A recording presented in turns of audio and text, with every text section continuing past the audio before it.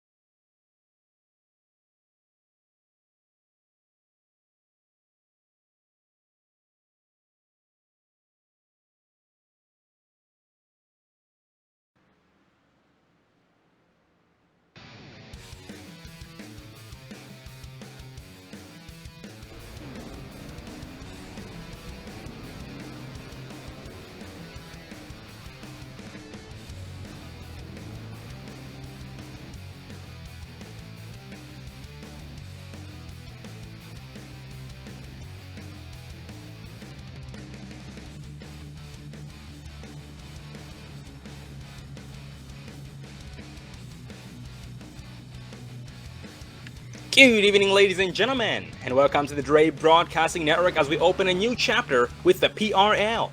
We are back for another amazing season to be with the Precision Racing League American iRacing Sunday Series brought to you by Gen X Racing. Check them out at genxracing.com. That is genxracing.com. Tonight we are live at Daytona International for the Support for D LaBeouf, courtesy of LIT or Lit Motorsports for the season opener. I am a commentator, Sean Zulu. I am joined by my partner in crime and producer Dave Everly. How are you doing tonight? I'm doing great, ready to get the season kicked off. See, we got some fresh faces out here. We are ready to rock here at Daytona. Oh, absolutely. It was an amazing season last season, season number 6. We had a new champion, I should say, a champion who, he used to be a champion before, but the title did get taken away from him, but he was able to finally get it away, take it back. And the previous champion was Dallas Bataska, but the new one is, I should say was, well, he still is the champion, James O'Brien. He is the one machine here tonight and will be the one machine all season long. But Dave, tell us a little bit about tonight's race, please. Well, Sean, we are here at Daytona International Speedway, 2.5 mile plate track, super speedway.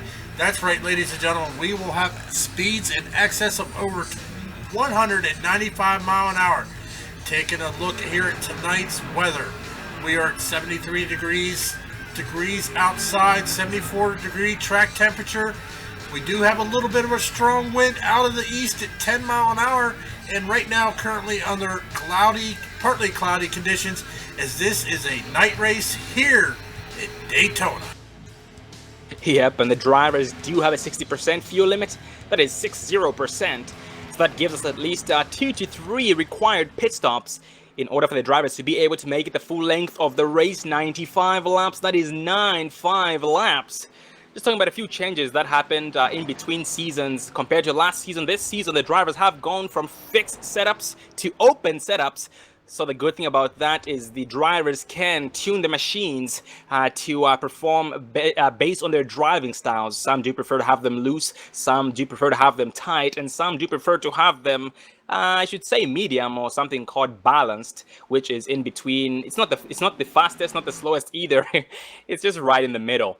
And once again, new champion James O'Brien is going to be trying to defend his title from everybody else. We have a lot of new heavy competitors, heavy faces, new drivers that we've seen in different series, and they are racing here tonight. So that will make things extra interesting. And last season we had 16 two-man teams for a total of 32 drivers, but here we now have teams that can have a maximum of 4 drivers. And talking of those teams, let me actually go over a list here. We do have Big D's Racing with Chris Perez, Dale Robertson, Paul D. Johnson, and Lance Marsh. That is Big D's Racing. Next team is Wrangler Motorsports with Jason Ashby, Steven Aguiar, Sammy Holmes, and Aaron Groskov. That is Wrangler Motorsports. Next team is No Fear Racing Team. That's a new team right there. No Fear Racing Team. Mike A. Taylor, John LaBeouf, Danny Duchesne, and Trevor White. That is No Fear Racing Team. Next team is Ford Lane Motorsports. FLMS, Ford Lane Motorsports. Jeffrey Ford, Colton Lane, Steven Mattox, and Zachary Yark. Zachary Yark, a new driver this season. Gen X Racing Team. Gen X is the season sponsor. Once again, genxracing.com is the website. And the Gen X Racing Team consists of Cody Knapmiller, Christian Swenson, Steven Johnston, and Karsten Quint. So 3 new drivers, and Karsten Quint is not a new driver, but he is getting back here for season number 7. Also, Overtake Motorsports. That's Overtake Motorsports. Consists of Adam Chapman and Derek Pemberton. That is Overtake Motorsports. And they are missing 2 drivers here. They'll most likely have 2 teammates here before too long. We have SimTech Racing Team. With Johnny Pierce, David Breckman, Dustin Hall, and Dave Matson. And those 4 drivers are all new. And that is SimTech Racing Team. Down below is Aeronix Sim Racing. This is not a new team, but it consists of Brandon Massey, Ronald McManus, Eddie Hawks, and Craig Hawkins. That is Aeronix Sim Racing. The next team is Flat Out Motorsports. That is Flat Out Motorsports, and Flat Out Motorsports did win last season's team championship. Once again, that is Flat Out Motorsports with Corey Blevins, James O'Brien, Markel Murphy, and Mark Gurdy. Mark Gurdy, new addition to the team, also to the season, this season. Well, it looks like gridding has now begun, and so far our pole sitter is the 43 of Steven Johnston. Second is the 42 of Cody Knapmiller. The 22 of Christian Swenson. Third. The 3 of Dale Robertson, 4th. 21 of Trevor White, 5th. The 35 of Paul D. Johnson, Big D's Racing's own, starting 6th. The 16 of Johnny Pierce, 7th.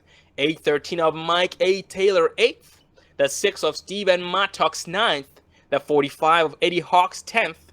58 of Tom Chisholm, 11th. 911 of John LaBeouf, 12th. The 25 of Mark Gurdy, 13th. 60 of Colton Lane, 14th. Defending champion, last season's champion, the 1 of James O'Brien, 15th. 55 Karsten Quint, back after a long time of non-racing, 16th. 37 of Dustin Hall, 17th. 33 of David Breckman, 18th. 54 of Lance Marsh, 19th.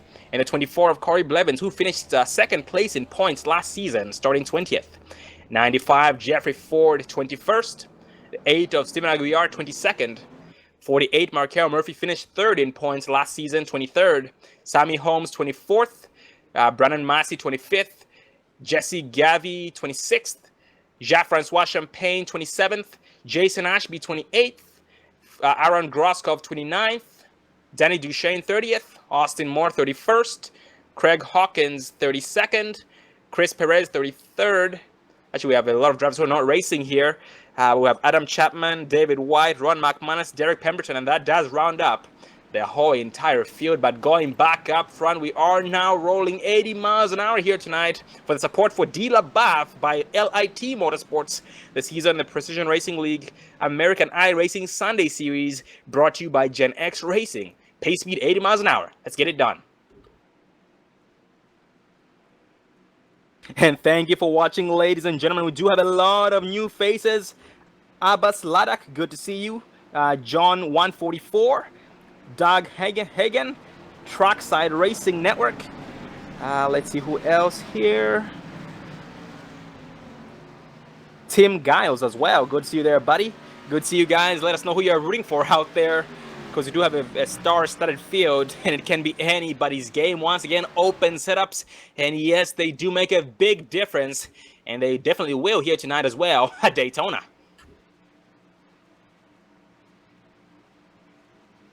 Exiting turn 4 this time by Will. Dave, do the honors. Pace car is off. Green flag flies, and off goes the 43 of Steven Johnston as we are now kicking off Season 7 here at Precision Racing League, the American iRacing Sunday Series. We have a battle up front by teammates. 43 of Steven Johnston on the inside. The 42 of Cody Netmiller on the outside, as they are 2 wide. We even got some 3 wide back here already here on lap 1.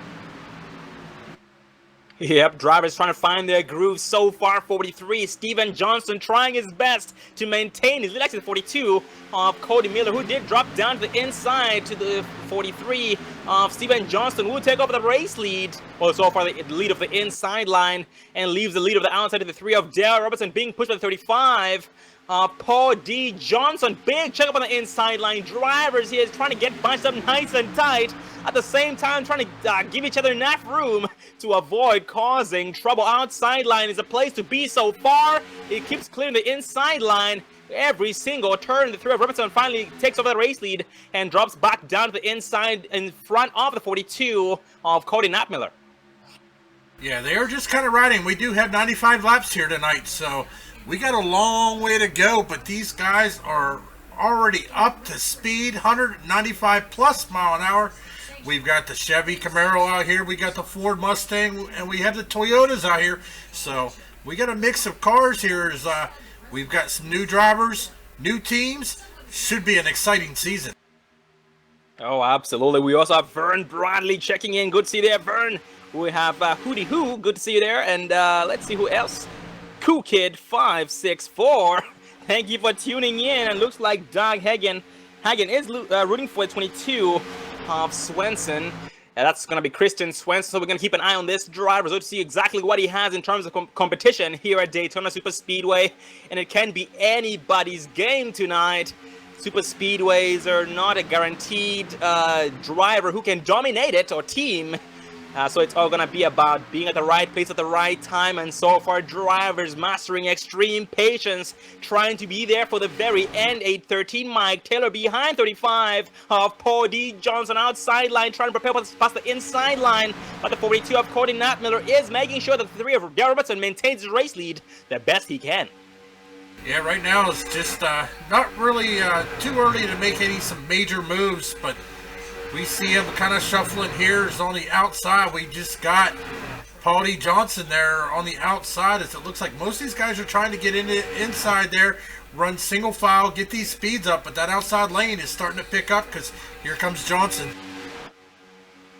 And there for the back in the pack, the 55 of Karsten Quinn so far having a Sunday drive behind the 21 of Trevor White, and behind him is going to be the 16 of Johnny Pierre. Oh, big one out front, 35 has been spun out. Paul D. Johnson caution flies. Oh man, that involved somebody else too. Let's see who that was. Looks like that was going to be the 813 Mike Taylor and the 43 of Steven Johnson. Let's back it up on Paul D. Johnson and see what happened. Yeah, we're going to focus here on Paul D. Johnson as soon as I can find him here. We're going to hit the instant replay as he was riding right behind the 42 that jumped up. Oh, contact between Paul D. Johnson and the 43 there. So let's take another look at that here from our blimp view. See if we can see exactly what happened as Paul D. Johnson, the 43, get together right in front, and that's going to cause some junk air. Now, these guys don't have quick fixes, so they're going to have to go down pit road and get some damages. Oh, absolutely. Ounce 21 of Trevor White got a piece of the action. Wrong place, wrong time. Once it happens up front like that, it always is the big one. But here tonight, here for lap number 4, the drivers were able to stay out of it for the most part. So it's definitely some great driving, and the drivers not making it worse than it was. And I should say, Dave, Cody Johnson has had some very, very bad races at every super speedway every season with PRL. Well, Sean, I mean, that's kind of plate track racing. I mean, these things happen. These cars are running extremely high speeds, inches apart. So some contact, I mean, it's going to happen. So it's mostly with these races, it comes down to luck. And, I mean, you kind of got to get lucky and miss those big wrecks. Oh, absolutely. That's why we see so many drivers who like to start in the back of the pack because they do believe that, you know, they can be able to keep a gap in between them and the lead pack and be able to avoid any carnage that might come their way. Usually that's not as 100% true. It's just a matter of being at the right place at the right time. But absolutely, these guys do try their best to be at the right place at the right time.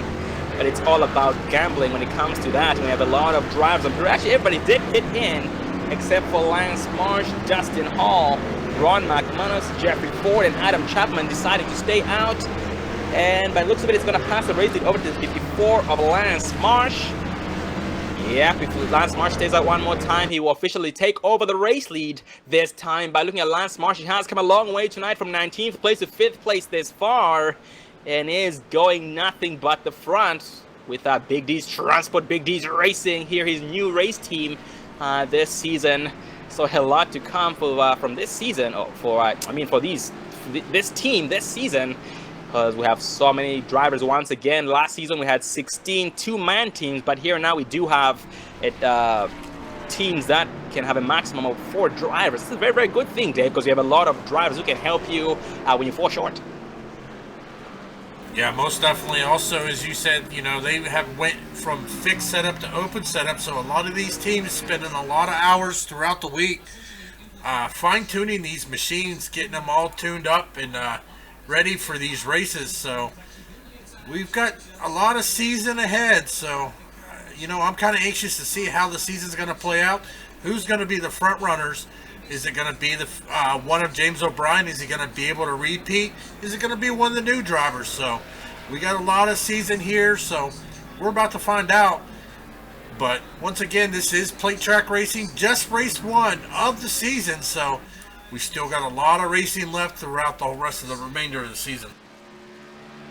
Absolutely, and I'm glad you talked about those setups. We have John 144 in the chat. He is the setup builder for the Gen X Racing team, and he does know exactly what they're packing under those hoods and what they're capable of. He is warning us there in the chat to watch out for Swenson, Johnson, and Knapp Miller. So we will keep an eye on these guys all night long and all season long for that matter, because they do have what it takes to get the job done. Once again, GenXRacing.com. Gen X Racing is the season sponsor of the Precision Racing League American iRacing Sunday Series. And tonight's race, once again, the support for D. LaBeouf by LIT Motorsports, that is Lit Motorsports.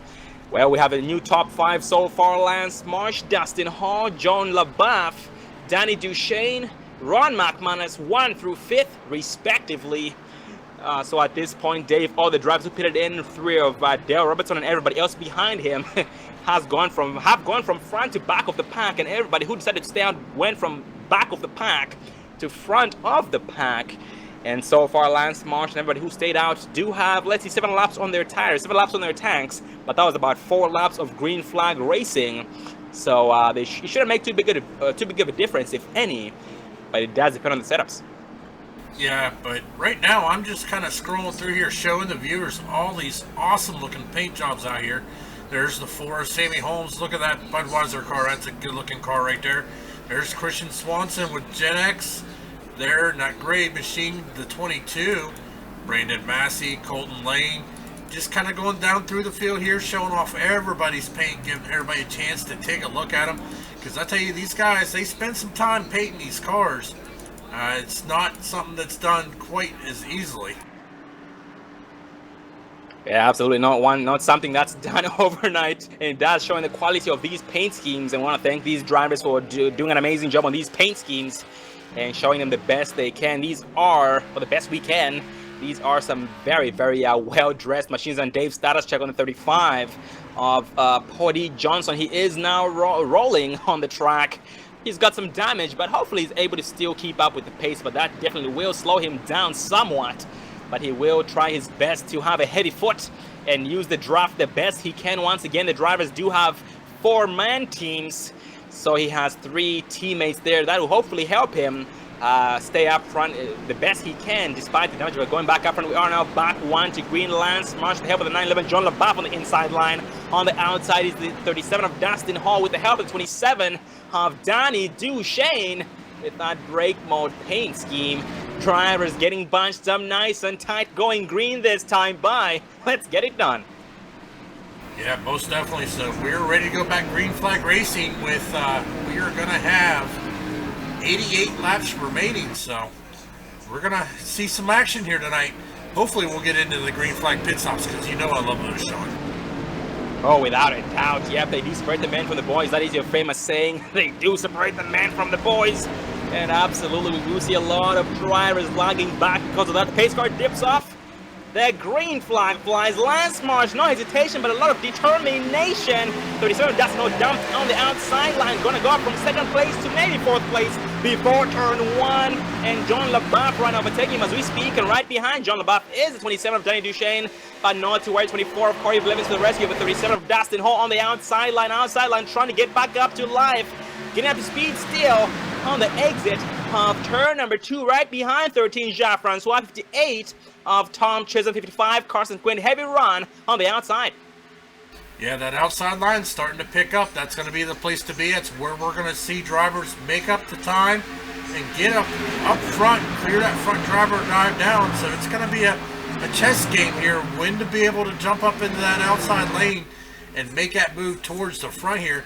Is currently our top 5 is we got Dustin Hall, Lance Marsh, Corey Blevins, John LaBeouf, and Tom Chisholm.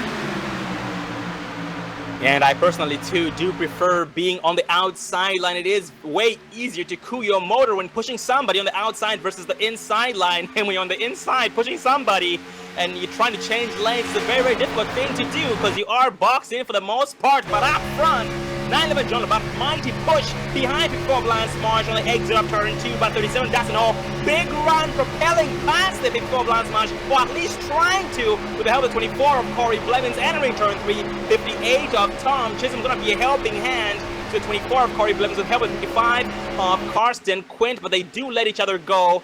58 Tom Chisholm, 55 of Karsten Quint, they do back off to give the front drivers enough some room. And 24 of Corey Blevins and 911 of John LaBeouf. It's only a matter of time before these 2 drivers start to overheat. Yeah, they got to keep an eye on that temperature gauge because these guys will definitely, these cars will get hot if they don't get some of that fresh, clean air, nice, cool air under these hoods. If they're pushing too long, that motor's going to get hot. That gauge is going to start blinking, and next thing you know, you're going to hear a boom and a puff of smoke coming out behind that car, letting them know you just blown your engine. And Dave, adding on to those blinking gauges, the good thing about them running open setups this season is that they can control their tape. Which means, the less tape you have on your machine, the slower you go. At the same time, the longer... Oh, up front, Lance Marsh goes sideways off the track. Oh, man, what a save. That was a save and a half. Oh, my. Dave, if we can, let's please back it up on Lance Marsh and see what happened. Well, we are going to pull up the Dre Broadcasting Instant Replay for you folks at home. We are going to focus on the 54 of Lance Marsh. We are going to focus on him, see if we can see exactly what happened as he was being pushed there by the 911 of John LaBeouf into the turn. I'm not sure, but he just got a hard push. Oh, got to hit the side of it off that wall, but he is able to keep it straight. No front end damage, just some side damage. He keeps it going straight, but the yellow is out. Oh, Dave, this one was as close to the big one as big one gets. It involved the 37 of Dustin Hall, 24 of Corey Blevins, 58 of Tom Chisholm, 55 Karsten Quint, the 27 of Danny Duchesne got a piece of the action as well. I'm not sure, Dave, if we can catch this on replay, but if we can, please let's focus on the 24 of Corey Blevins. All right, as I try to take a look here, see if I can't locate it.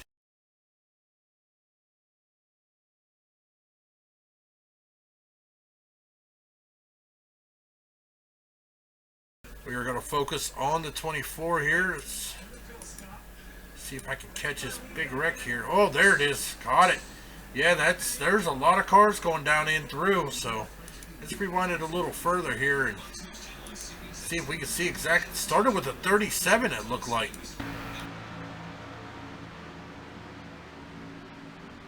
Yeah, started out front with a 37, contact between the 37 of Dustin and the 24 of Corey Blevins did cause a chain reaction and a pileup. Yeah, so there's going to be a lot of cars down on pit road after that one, but some of them, man, went down into the grass and was able to avoid it. So good driving by all drivers here, as we are going to take up front. We are still going to be led by the 911 of John LaBeouf here on lap 13. Absolutely, John LaBeouf right now leads everybody down pit road. Is everybody following him? So far, yes. Yep, everybody who does follow John LaBeouf down pit road. Dale Robertson, is Dale Robertson staying out? It looks like Dale Robertson is deciding to stay out. Yep, Dale Robertson is on the track, but he just pitted in.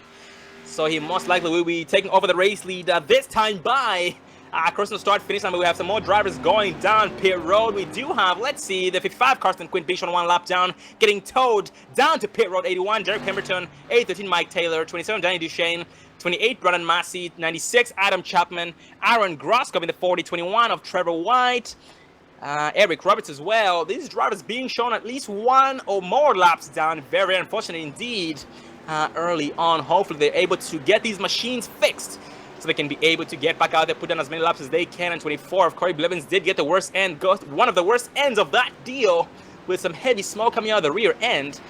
Not sure whether or not he was able to make it down to his pit stall.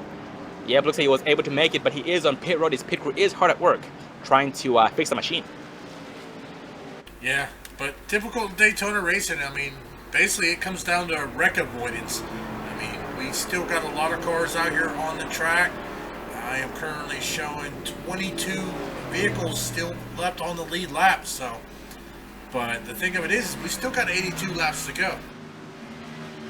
Yep, still a long way to go. It's not over until it's over. A lot can happen until the white flag. There is no predictions that can be made just yet, because we do see drivers go from front to back in a hurry.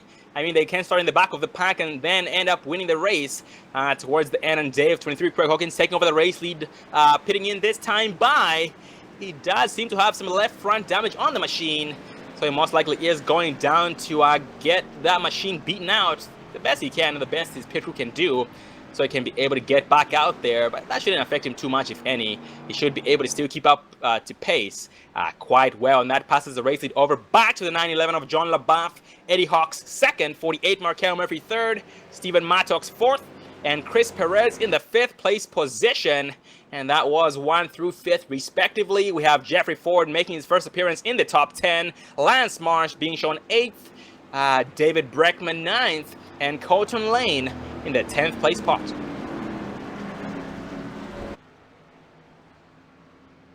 And once again, ladies and gentlemen, this is a support for the for D. LaBeouf.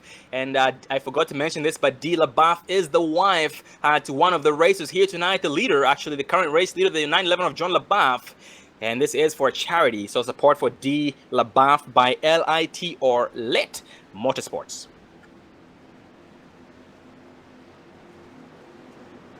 And the lights and pace car still turned on, so let's actually interview the current race leader, the 911 of John LaBeouf.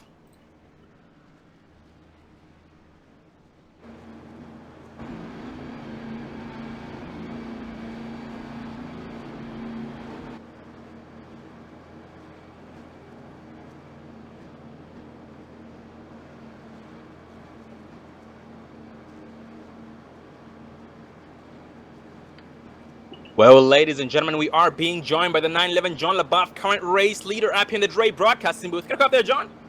Yes, I do, sir. How are you doing tonight? Doing pretty good. Well, John, it's very, very good to see you here tonight. Starting in 12th place, was able to stay out of trouble despite trouble wanting to come your way. How's the race going so far? That's going pretty good. I got a fairly good setup underneath the car. Just trying to keep it clean now. Oh, copy that. That is very, very good to hear. And anybody around you who you hope to bring this thing home with? Anybody, any strategies in mind? all my teammates have been tangled up in wrecks, so I'm hoping to pair up with somebody that might be able to push me to the front and keep me up here. Oh, 10-4, very, very sorry to hear about that. But man, you are an amazing driver. You know how to get the job done. And by what you just said, you have quite the beast under that hood. So spank these boys and bring this thing home and make the first race count. This is the support for D. LaBeouf. So good luck to you, John, and we look forward to catching up with you before the race ends. All right, guys, I appreciate it, man. And that was current race leader, the 911 of John LaBeouf. And we are now back 1 to green. John LaBeouf will be assisted by the 48 of Markel Murphy. On the outside 45, Eddie Hawks with the help of the 41 of Chris Perez. 1 through 4, respectively. And unfortunately, we have lost a lot of drivers that were tangled up in early incidents or incidents early on, which unfortunately have ended their nights. You know, these machines might be beat up, and it's a bad idea to bring them on the track when they're under speed. That could be very, very dangerous. It can go from good to bad in a hurry because these drivers with clean machines are running about, let's see, I should say 30 to 50 miles an hour more than most of those damaged machines are. But we are exiting turn 4, going green this time. Yep, as the pace car is now bringing them out of turn number 4. Ready to go, green flag racing here, watching from the start finish line as the pace car is getting ready to dip off. Pace car is off. And green flag is out back. Green flag racing here at Daytona as John LaBeouf is going to cross the start finish line, leading that lap as they put those hammers down and get those engines roaring. And 41, Chris Perez was caught sleeping on this restart. He just might make 45 of Eddie Hawks pay the price before the exit of turn number 2. But Perez trying his best to charge onto the back bumper of 45 of Eddie Hawks. And right behind them, we have a 33 of David Breckman, 43 Steven Johnson, and also, let's see, 35 Cody Johnson, 23 Craig Hawkins. Well, Dave, this restart was quite tangled up. He has spread out the field quite a bit already. Yeah, we got a lot of damaged vehicles out on the track, so it is spread it out, but it looks like the guys up front are now running single file as they go around the 37 machine, Dustin Hall, who is down on the apron, letting these guys go around, not giving them any trouble getting around him. Yep, and fortunately enough for the 35 Cody Johnson, he has been picked up by the 813 of Mike Taylor. And they are working together so far, trying their best to catch up to that lead pack. They are in the draft of the lead pack. 24 of Corey Blevins rolling back out onto the track. 35 Cody Johnson goes sideways, wrecking, entering turn 2 of 58 of Tom Chisholm involved in this mess. Let's see who else. 81 of Derek Pemberton, 43 of Steven Johnston, 14 of Ron McManus, 813 Mike Taylor got a piece of the action as well. Let's back up on the 35 of Cody Johnson and see what happened.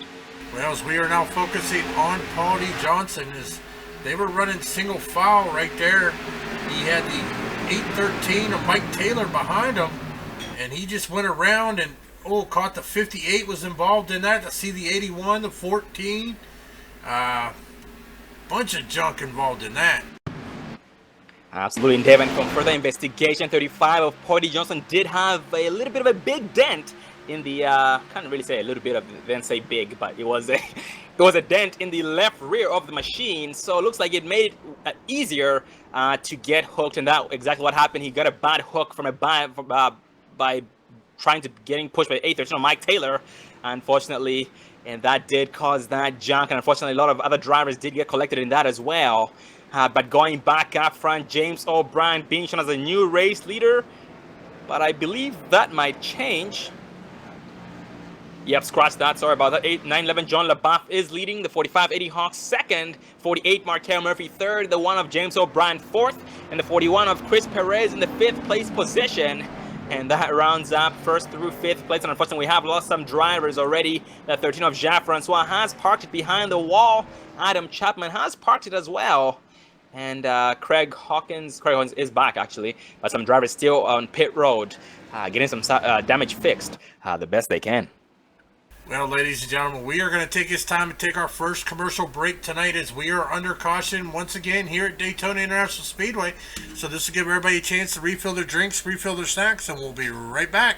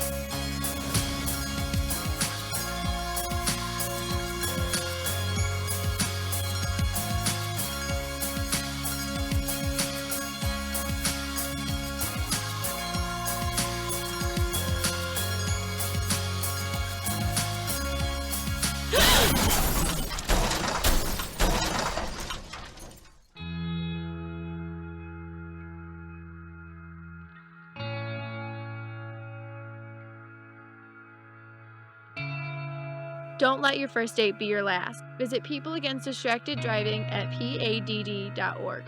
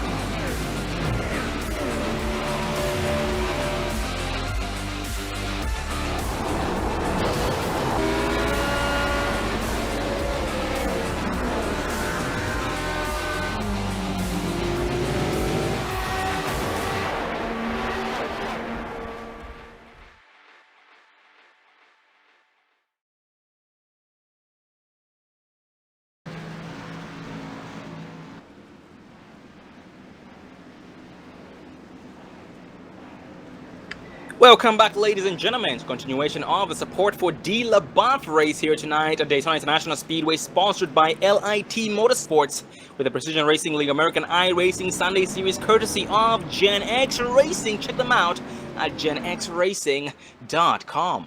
Well, going back to the race, we are still being led by James O'Brien, Chris Perez second, John LaBeouf third, Eddie Hawks fourth, and Coachon Lane in the 5th place spot, and so far running up the top 5, and we are now back 1 to green. James O'Brien will be assisted by the 911 of John LaBeouf. On the outside is the 41 of Chris Perez with the help of the 45 of Eddie Hawks. Drivers getting bunched up nice and tight. We have some new drivers making their first appearance in the top 10. We have 95 Jeffrey Ford from 21st to 6th, Markero Murphy from 23rd to 7th, David Breckman from 18th to 9th, and also Danny Duchesne is trying to sneak into the top 10. He has gone from 30th place to 11th place this far. Drivers once again, ladies and gentlemen, getting bunched up nice and tight, going green this time by. And we do see you there in the chat. Thank you for watching, ladies and gentlemen. We have Nate Cotilla, Timothy Petito, great to see you there, buddy. The boss man. Let's see who else. Abbas Ladak. Yeah, we will try our best to keep up with everybody in the chat, but keep on typing, let us know you're still alive, and keep on cheering on these drivers here tonight. Exiting turn for the pace car is off. James O'Brien hammered down the floor. Green flag flies. Unlimited John LaBeouf right behind him. 41 Chris Perez. 45 of Eddie Hawks. Single file right now. 45 Eddie Hawks trying to catch up. 41 of Chris Perez. Before turn 1. The outside line was caught. Slipping up 911 John LaBeouf does miss a shift. And that just might make the one of O'Brien fall back a little bit. And yes, O'Brien is suffering so far. And the outside line is trying to contend and might get a slingshot off the exit of turn number 2. 95 Jeffrey Ford right now in this mix. 3rd place on the outside line. 6 the caution lane on the inside line. Colton Lane does have 48 of Mark Kermiffer right behind him on the outside of 6 of Stephen Mattox. And Stephen Mattox now going to be behind 60 of Colton Lane, who did change lanes entering turn 3. Yeah, it looks like everybody's going to that outside lane. Nobody wants to help the 911 of John LaBeouf and James O'Brien. But I tell you what, they're holding their own there. Is the 41 of Chris Perez is making a charge there on the outside as they are coming around the track here. Jeffrey Ford also there. So these guys are shaking and baking a little bit, but they're trying to get that outside lane going, but it just doesn't want to go as Chris Perez starting to fall back a little bit. Also, there's the 42 machine. 42 of Cody Knapmiller. He's back there also. So they are shaking things up here. And also right now, 33 of David Dreckman. He is trying his best. I'm not sure if he's trying to fall back. He might be trying to keep a gap in between him and this lead pack. But that draft seems to be very strong and it just keeps sucking him in. But he did seem to have been lagging back a couple of laps back, or a lap ago. But now he has finally caught back up to this lead pack. And 25, Mark Gertie is being pushed by the 43. That's going to be the 43 of Steven Johnson. Steven Johnson does have the 27 of Danny Duchesne right behind him. And 2 of these 3 machines do have some kind of damage on them. Danny Duchesne and 43 of Steven Johnson. We have one driver getting off for the pits. It's the 813 of Mike Taylor on the apron. Yeah, and then right behind them, a little ways back here, take a look. It's the 27 of Danny Duchesne. He's got the 25 and the 43 there in front of him. But going a little further back, here's another pack here. Well, did have the 23 of Craig Hawkins. It looks like it's going to be the 8 of Aguilar, the 5 of Ashby, and Sammy Holmes here currently running in 13th, 14th, and 15th. Yep, the Wrangler Motorsports drivers have found each other. Sammy Holmes, Jason Ashby, and Stephen Aguilar. And they are missing Aaron Groskov. I believe Aaron Groskov did get involved in a little bit of some carnage there early on. I should start a check on the 40 of Groskov. Nope, scratch that. Groskov does have a brand new machine on pit road, and the driver is out of the machine. So he most likely is having some kind of difficulties that we do not know about. But going back up front, still battling for the racing 45 of Eddie Hawks, trying his best to lead some laps. But he is being robbed of that by the 911 of John LaBeouf and the 1 of James O'Brien. And this front pack is catching up some lap traffic. That's going to be the 35 of Poddy Johnson. Poddy Johnson stays high to let everybody by. No harm done there. And next in line to go one lap down to 24 of Corey Blevins. Yep, Corey Blevins goes off the track and lets everybody by unharmed.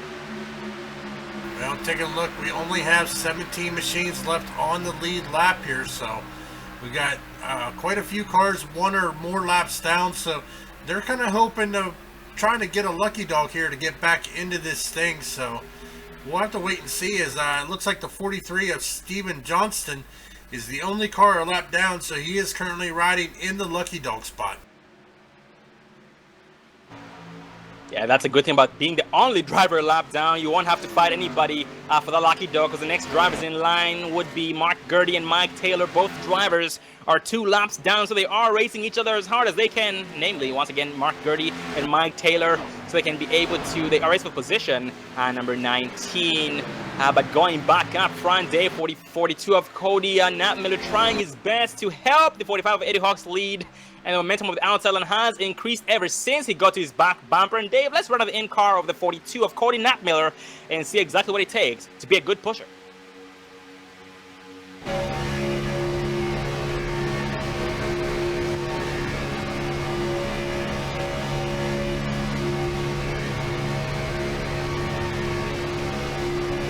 You do see Cody right now. I'm not sure if he's just backing off to try and keep that motor cool. Maybe it's because there is a bubble in between them due to Cody not having enough help from behind. 95 Jimmy Ford is falling off the 42 of Cody Milo, I should say, has fallen off his back bumper. So just that might make Cody Knapmiller suffer, at the same time make Eddie Hawks suffer even more, because he won't be able to lead as much as he wants. And here in the turns, Cody Knapmiller once again backs off, but then might catch him on the exit of 4.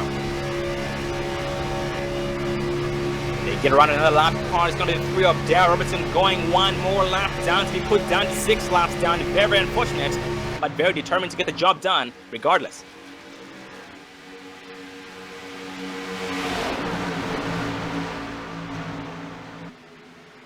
You do see Cody right now. He is peeking his nose out to the outside line to get that clean air so he can be able to push as long as... Actually, he's backing up on purpose in the turns. It makes sense now. He's backing up in the turns to cool it, then pushes on the straightaways. And so far, it's benefiting.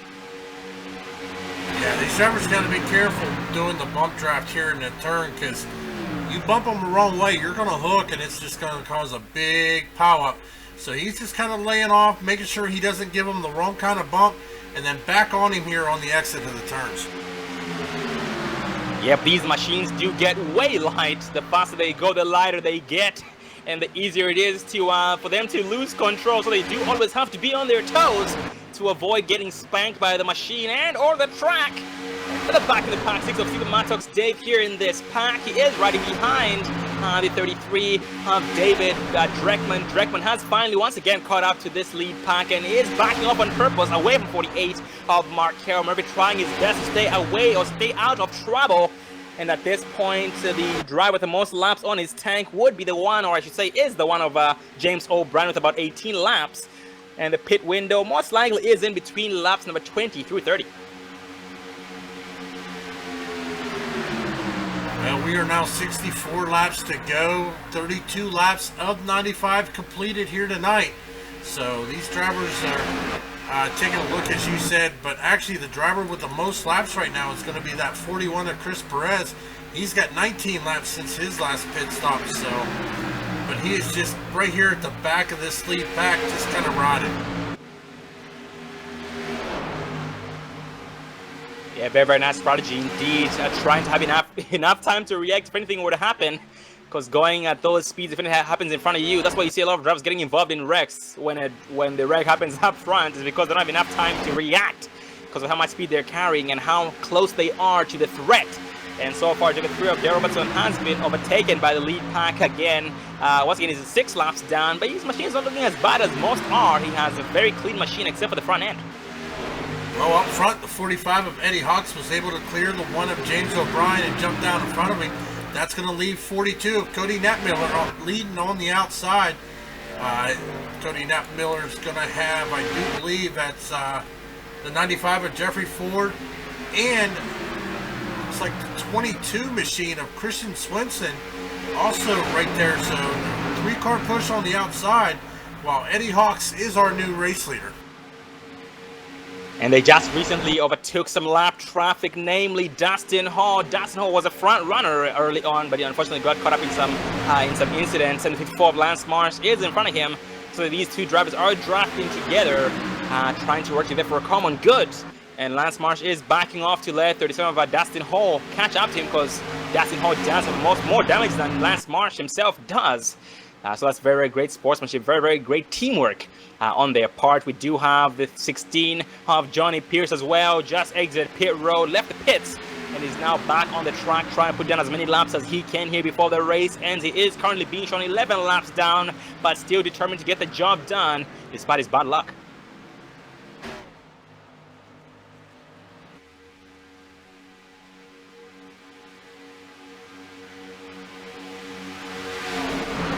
For the back in the pack, 25 of Mark Gurdy, 43 of Steven Johnston, 27 of Danny Duchesne have formed.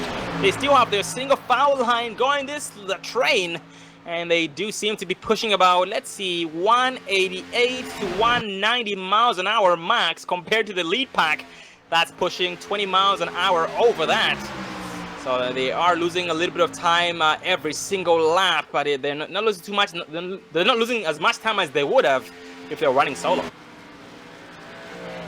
Yeah, taking a look, 16 cars on the lead lap. The last one on the lead lap is going to be the 23 of Craig Hawkins, who's out here riding by himself right now, kind of out of the draft here, as the leaders now across the start-finish line here. So he's got to get a move on and get some help here, because he is in jeopardy of going a lap down here. He is now on the backstretch, and the leaders are now just coming out of turn number 2.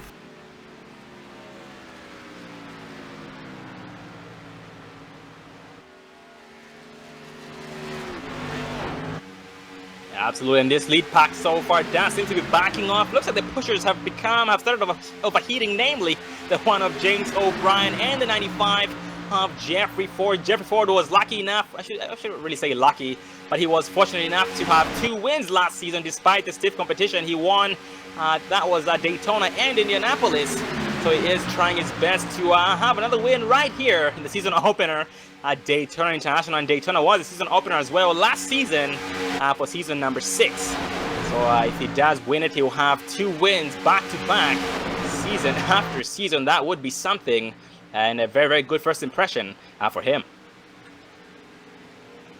Well, the only problem is he's got a lot of people here wanting to come away with that first win of the season. I mean, what better way would you like to start the start of a season by getting the first win?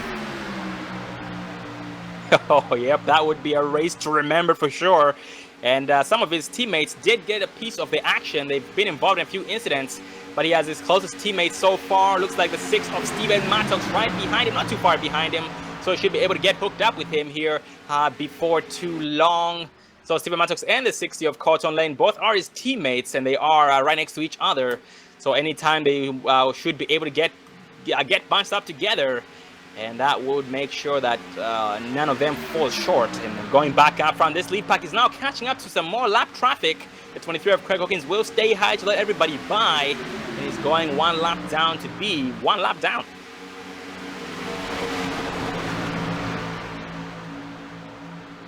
Yeah, early on I talked about how the damage on the 23 of Hawkins machine was not too bad, but scratch that, it is bad, because he has been not being able to keep up to pace. And we have 1 driver going down pit road this time by. Let's try and catch the names. The 3 of Darrell Robertson pitting in this time by on his own.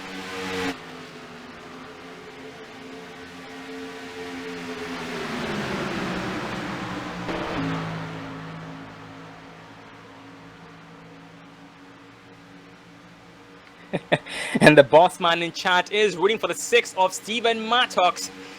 Due to that tide paint scheme, absolutely, that's a very, very nice, well-dressed machine. It does catch your eye. And now the drivers, the leaders, do have 20 laps on their tires. So here in the next 5 to 10 laps, we should expect to start seeing some green flag action. Well, all except for that one of James O'Brien. He's got 26 laps, so I don't know. He's got to hope that when he goes down that somebody's going to follow him. Hopefully he's got a teammate that'll be willing to drop down into pit road and help pick him up, because he's got about 6 more laps on his tires than they do. So he's got to watch also the 41 there of Chris Perez. He's got 27 laps since his last pit. So maybe those 2 will come down pit road, but the one thing you don't want to do here at Daytona is pit by yourself on a green flag pit stop. Yep, I'm looking at it right now. James O'Brien here representing Flat Out Motorsports. He luckily has a teammate close enough to him. It's the 48 of Markel Murphy. But looks like Mark Gerdy's the other teammate, but he is nowhere to be seen. He is for the back in the pack, riding behind the 43 of Steven Johnston, being shown at 2 laps down. So far he is depending on the 48 of Markel Murphy, and his other teammate, the 24 of Corey Blevins, has been caught up in an early mess. Oh, big check on the track. 27 of Danny Duchenne did get way out of it. 3 wide, 37 of Dustin Hall gets out of shape.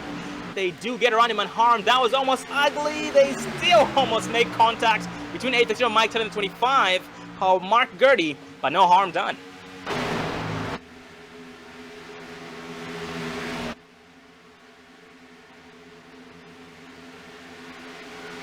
Going back up front right now, 45 or 95 of Jeffrey Ford is now in the lead. He's clear of the inside, but decides to stay high, to stay with the 6 of Steven Mattox, his teammates. So we have 3 teammates from Ford Lane Motorsports. Jeffrey Ford, 6 of Steven Mattox, and 60 of Cotton Lane controlling the outside line. It's only a matter of time before James O'Brien and Markel Murphy go down pit road as a pack of 2, or as a 2-man team so far here in the top 5. And for the back in the pack, the 22 of Christian Swenson is falling back. He is trying to catch the draft of the 911 of John LaBeouf, but gets a big run. 911 of John LaBeouf peeling off. The 1 of James O'Brien peeling off. 45 Eddie Hawks and the 42 of Cody Knappmiller pitting in his time by. The pack is getting nothing but bigger. We do have also, looks like the 41 of Chris Perez, 33 of David Dreckman, and the 48 of Markel Murphy peeling off as well. Well, that'll be interesting because they went right about 23 laps. We got 53 to go, so they're still going to have to make one more pit stop here tonight to be able to make this race. If we stay under green flag racing, we'll take a look as we are closing in on our halfway point of tonight's race. Taking a look here at our mid-race report, we've had 3 cautions, 17 lead changes tonight. However, the fastest lap out on the track tonight was set by the 22 of Kristen Swanson, who ran a 45.136. Yeah, it's been an amazing race so far. Unfortunately, a lot of drivers did have a bad start to tonight's race. We look forward to every single one coming back next week to redeem themselves at Atlanta Motor Speedway. We'll have some more pit stops kicking in or taking place. Mike Taylor down pit road, 27, Danny Duchesne on pit road, and the 43 as well, Steven Johnson on pit road. And they do exit as well together as a pack. And the 22 of Kristen Swenson is on pit road as well. Did he pit in alone? Yep, looks like Dave, 22 of Kristen Swenson, had no choice but pitting on his own. And his next victim, or his next teammate in line, is the 43 of Steven Johnston. So he should be catching up to him here before too long. Also going back up front, the 60 of Cotton Lane now leading, the 95 Jeffrey Ford second, 6 of Stephen Mattox third. Well, Dave, at this point, you know, having teammates like this 1 through 3rd, single file together, bunched up like this, at this point, they can have any strategy that can work out for fuel pitting in strategy. They can run the tank dry, and they're not going to lose too much time whatsoever. Well, the only thing is, though, I don't know about that because it just depends on how many cars are in that second pack here. As we go back here and take a look at the 1 of James O'Brien, he looks like he has got Eddie Hawks and Markel Murphy there with him, so they got 3-car pack as they are getting around some slower traffic here. So it just depends if more cars get hooked up with them and they got like a 5-6 car push. I mean, that they could catch them in a real quick hurry. That's a very, very good point. And, you know, having a 3-car pack, like, it's one thing I forgot was that there's going to be a bubble in between the last driver in line and the middle driver. So the middle driver, in this case, 95 Jim Ford, will have to keep backing up to the 6 of Stephen Mattox to keep him hooked up. Because if Jeffrey Ford keeps his foot down through the floorboard, they will end up losing the 6 of Stephen Mattox, their teammate. And right now, the top 3 drivers do have 27 laps on their tires. So it's only a matter of time before they go down pit road. Steven Aguiar, Jason Ashby, Sammy Holmes, 4th, 5th, and 6th will be pitting in as well here shortly. They do have 25 laps on their tires, which is 3 laps less than the top 3 drivers, Cotton Lane, Jeffrey Ford, and Steven Mattox. So this will make things interesting. Looking at this third pack, or this second pack with the Wrangler Motorsports team, Jason Ashby, the 8 of Steven Aguiar, and the 4 of Sammy Holmes. They are peeling off this time by pitting in.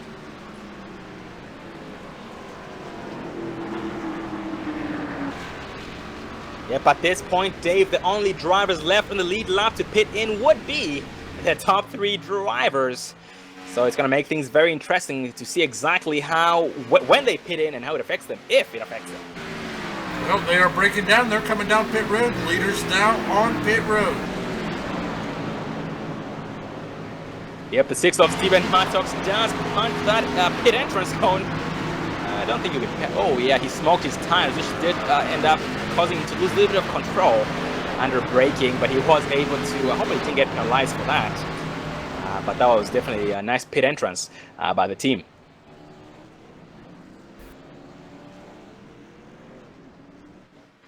Well, that's going to leave the 1 of James O'Brien.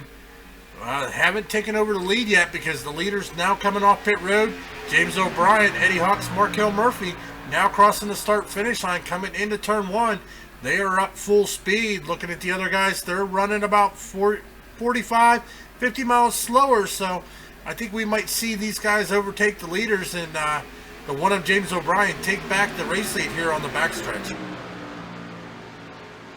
Speaking of that race lead, you have the 1 of James O'Brien, 45, Eddie Hawks, 48, Markel Murphy do take over 1, 2, 3 respectively.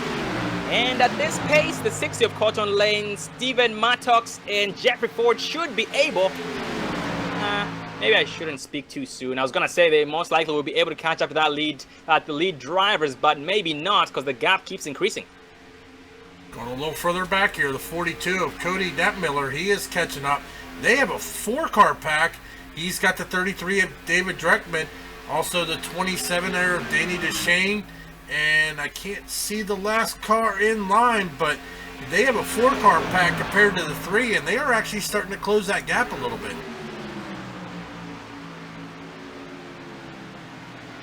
Absolutely, yep. The more cars you have, the faster you go. So Dave, it's going to be in their best interest to pick up every single lapped car, I should say every able lapped car they can. Because the bigger the pack, the faster they can go, and that will work in their benefit.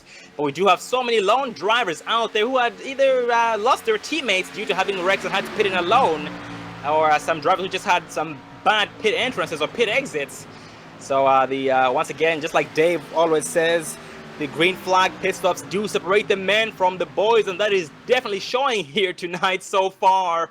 And up front here, 48 Markel Murphy being shown, let's see, about 2 seconds ahead, 2.5 seconds ahead of the 6 of Steve Mattox, Cotton Lane, and the 95 of Jeffrey Ford. And further back in the pack, 42 of Cody Natman, 33 of David Dreckman, 27 of Danny Duchesne, 813 of Mike Taylor. Yeah, you talked about these drivers, Dave, but 2 of the 4 drivers in this pack are heavily damaged and are off pace. They're under speed.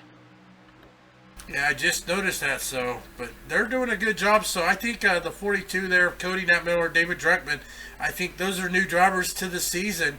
So I think they're kind of hoping on a caution here to try to draw this field in so they can get back up to the leaders. As taking a look at my stats, we currently have only 14 cars on the lead lap here. Chris Perez being the last one is looks like he doesn't really have no help behind him. He's just out there running by himself as he is trying to actually catch the 43 machine and get up there and try to get Steven Johnston, as he is going to catch him, and looks like he is actually going to go around him there. So he is just trying to get up as quickly as he can, but he is running here in the top 15. Yeah, unfortunately, Steven Johnston's damage is slowing him down enough for the 41 of Perez, who has a brand new machine, not a single scratch on that beast. And right now, 41 of Perez is down 23 of Craig Hawkins, trying his best to catch up to some able-bodied machines. Well, as soon as 41 of Perez was trying to overtake 23 of Craig Hawkins, the speed of Craig Hawkins' machine did go nothing but higher. And Perez has no choice but to fall back in line and will push on 23 of Craig Hawkins. And they will catch the Wrangler Motorsports team. 4 of Sammy Holmes, 5 Jason Ashby, and the 8 of Steven Aguiar. Yeah, it's about the only way they're going to catch them leaders. They got to get hooked up, get into a good line, and that's the best chance they have of catching the lead pack there, being led by the one of James O'Brien and Stephen Maddox, because we're just kind of broke off into teams right now, as this field is pretty spread out right now. Yep, drivers everywhere on the track.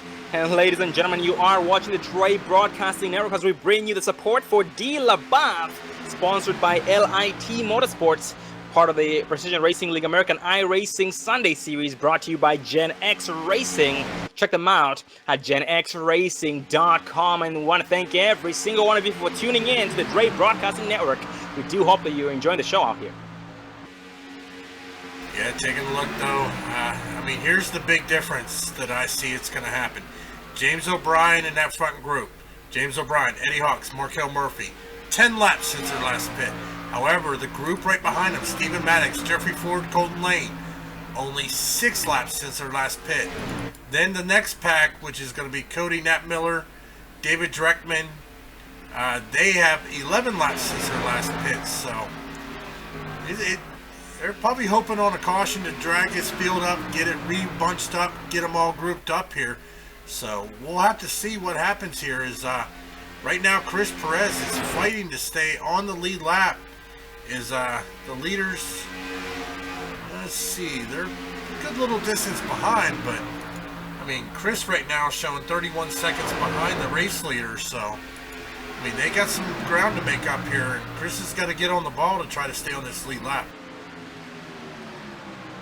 Oh, absolutely. Right now he's depending on 23 of Craig Hawkins.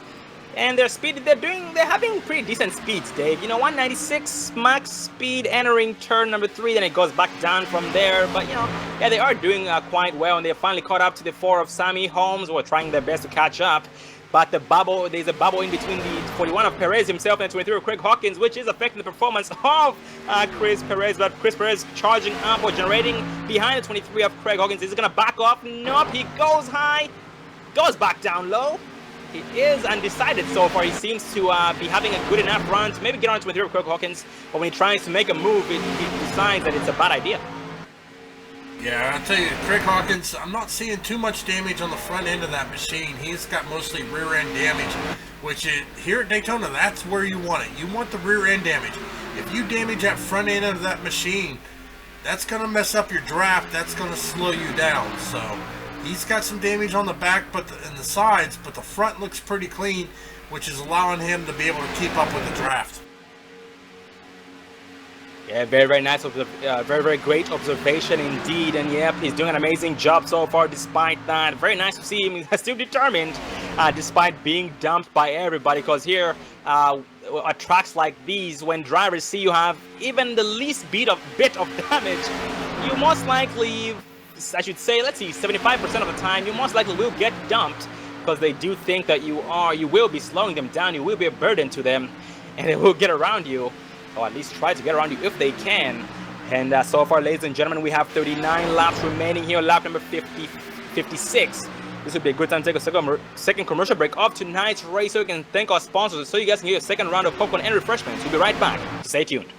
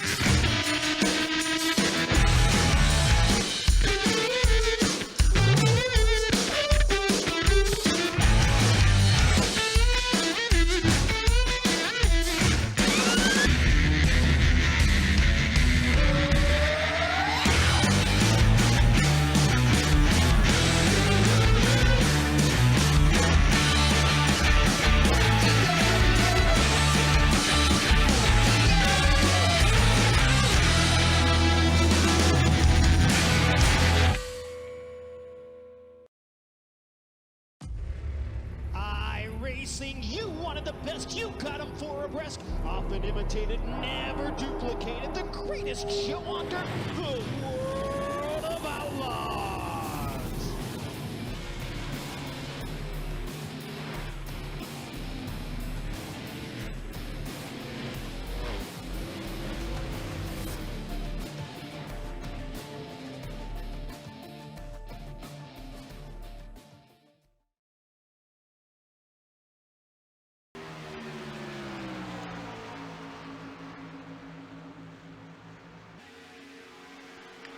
Welcome back, ladies and gentlemen. Support for D LaBeouf by LIT Motorsports. That is the support for D LaBeouf by LIT Motorsports here on the Dre Broadcasting Network at Daytona International Speedway for round number 1 of the Precision Racing League American iRacing Sunday Series, brought to you by Gen X Racing. Check them out at genxracing.com. They are a racing team here on iRacing.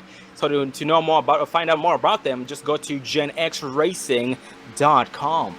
Well, going back to the race, we have a new race leader. Unfortunately, the previous race leader, 6 of Stephen Mattox, did get a bad hook by his pusher, which did send him into the wall. And he has fallen a little bit way off the pace. And now James O'Brien is now leading. 45 Eddie Hawk second, 48 Markel Murphy third, Jeffrey Ford fourth, and Colton Lane the 5th place spot. That's 1 through 5th respectively. And actually, no, Stephen Mattox is now behind 58 of Tim Chisholm. For the back of the pack, let's see, is being shown in the 6th place position. But Tom Chisholm is being shown about 40 laps down, unfortunately. Had some bad luck early on. We have lost Lance Marsh. We've lost a lot of drivers. We've lost Jeff Francois. We've lost Johnny Pierce, Lance Marsh. We have Derek Pemberton and Adam Chapman as well. But look forward to seeing these drivers once again back next week at Atlanta Motor Speedway. And this far, Dave, the leaders up front, James O'Brien, Eddie Hawks, Markel Murphy, do have 21 laps on their tires, or 21 laps on their tanks, compared to Jeffrey Ford, Colton Lane, and Stephen Mattox with about 16 to 17. Yeah, so with that, definitely. So with that said, I was just about to say, we are about to start seeing another round of green flag pit stops. Yeah, I don't think we're going to see green flag pit stops. Probably, we've seen some folks go 25 plus mile an hour. We got 32 laps to go. I think these guys will try to push it here to make it on just one more pit stop. Meanwhile, back here in 7th place, the 33 of David Dreckman has traded places with the 42 of Cody Knapmiller, but they also got the 40 of Aaron Grosskopf behind them. So we have a 3-car pack here.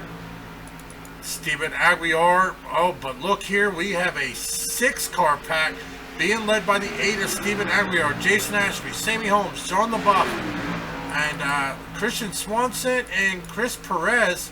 As Craig Hawkins has looked like he now lost the draft. So at one point in time, they did have 7 cars. So these guys should make up some time here, hopefully. Yep, and Craig Hawkins' best bet so far is a little bit of I shouldn't really say a pack. It consists of only 2 drivers. Actually, now 3 drivers. It consists of Mike Taylor, Danny Duchesne, and Brandon Massey. But they all have one thing in common. They are all heavily damaged. So that's going to be a very big disadvantage for them. They might not even catch Craig Hawkins as fast as Craig Hawkins might want them to, so he can be able to have his speed increase. And Dave, going back to you talking about the fuel strategies, the pit strategies, we talked about how James O'Brien pitted in with about 28 laps on his tires last time, but he had about, let's see, 4 to 5 laps of caution laps. Oh, I saw some smoke on the track. Yeah, he had about 4 to 5 laps of caution laps on his tank. So I'm not sure, Dave, if they're going to be able to push it that much when it comes down to gas. Well, I think we're going to find out, because this is the way it's going to play. 30 laps to go. We are coming down to the nitty-gritty here.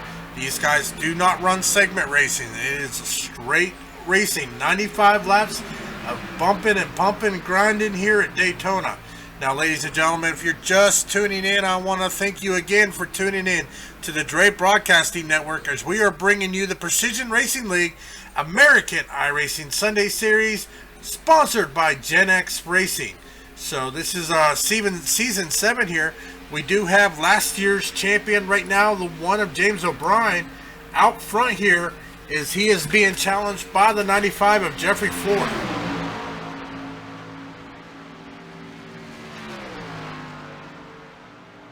Well, Dave, let's back it up on the 8 of Stephen Aguiar and the 5 of Jason Ashby. And Dave, guess what time it is? Well, Sean, actually, we've got some green flag pit stops. It's James O'Brien, Eddie Hawks. Oh, Eddie Hawks gets loose, gets into the wall, and tags the wall there on the pit entrance as they are doing some green flag pit stops. Oh, man, yeah, looking at Eddie Hawks, he did smack on those brakes a little bit way too hard. which did lock the front end up and forced him, he lost control and smacked that one with the rear. That shouldn't be too much damage, but definitely could have been worse. But that was definitely a nice save, but very, very unfortunate indeed for Eddie Hawks, because despite that, he still will lose quite a bit of time. Yeah, most definitely. Here's right now, Steven Aguiar is leading a pack here with Jason Ashby and Sammy Holmes. Right now, Jeffrey Ford and Colton Lane by themselves. Steven Maddox is pushing from the, which car is that? That's the 58 machine. Man, he is banged up, but so is Steven Aguiar. We are starting to see our second round of green flag pit stops here with 27 laps to go. And Dave, looks like James O'Brien did hit in with about, I believe that was 27 laps on his tires, 26 to 27 laps on his tank. So with that said, we have 27 laps remaining here in tonight's race, so he should be able to make it, you know, with the way he pitted in, he should be 1 lap short, is my conclusion at this point. He will be most likely 1 lap short, and you will either have to back it down on save, or maybe go down for a splash. Well, I'm taking a look at our top 10 right now. Jeffrey Ford leading the charge with Colton Lane, Steven Maddox in third, Steven Aguiar in fourth, Jason Ashby 5th, Sammy Holmes 6th, James O'Brien back in 7th, Eddie Hawks back in 8th, Nat Miller 9th, and Dreckman rounding out your top 10 right now, but only 8 cars left on the lead lap as we are now coming almost to the 25 to go.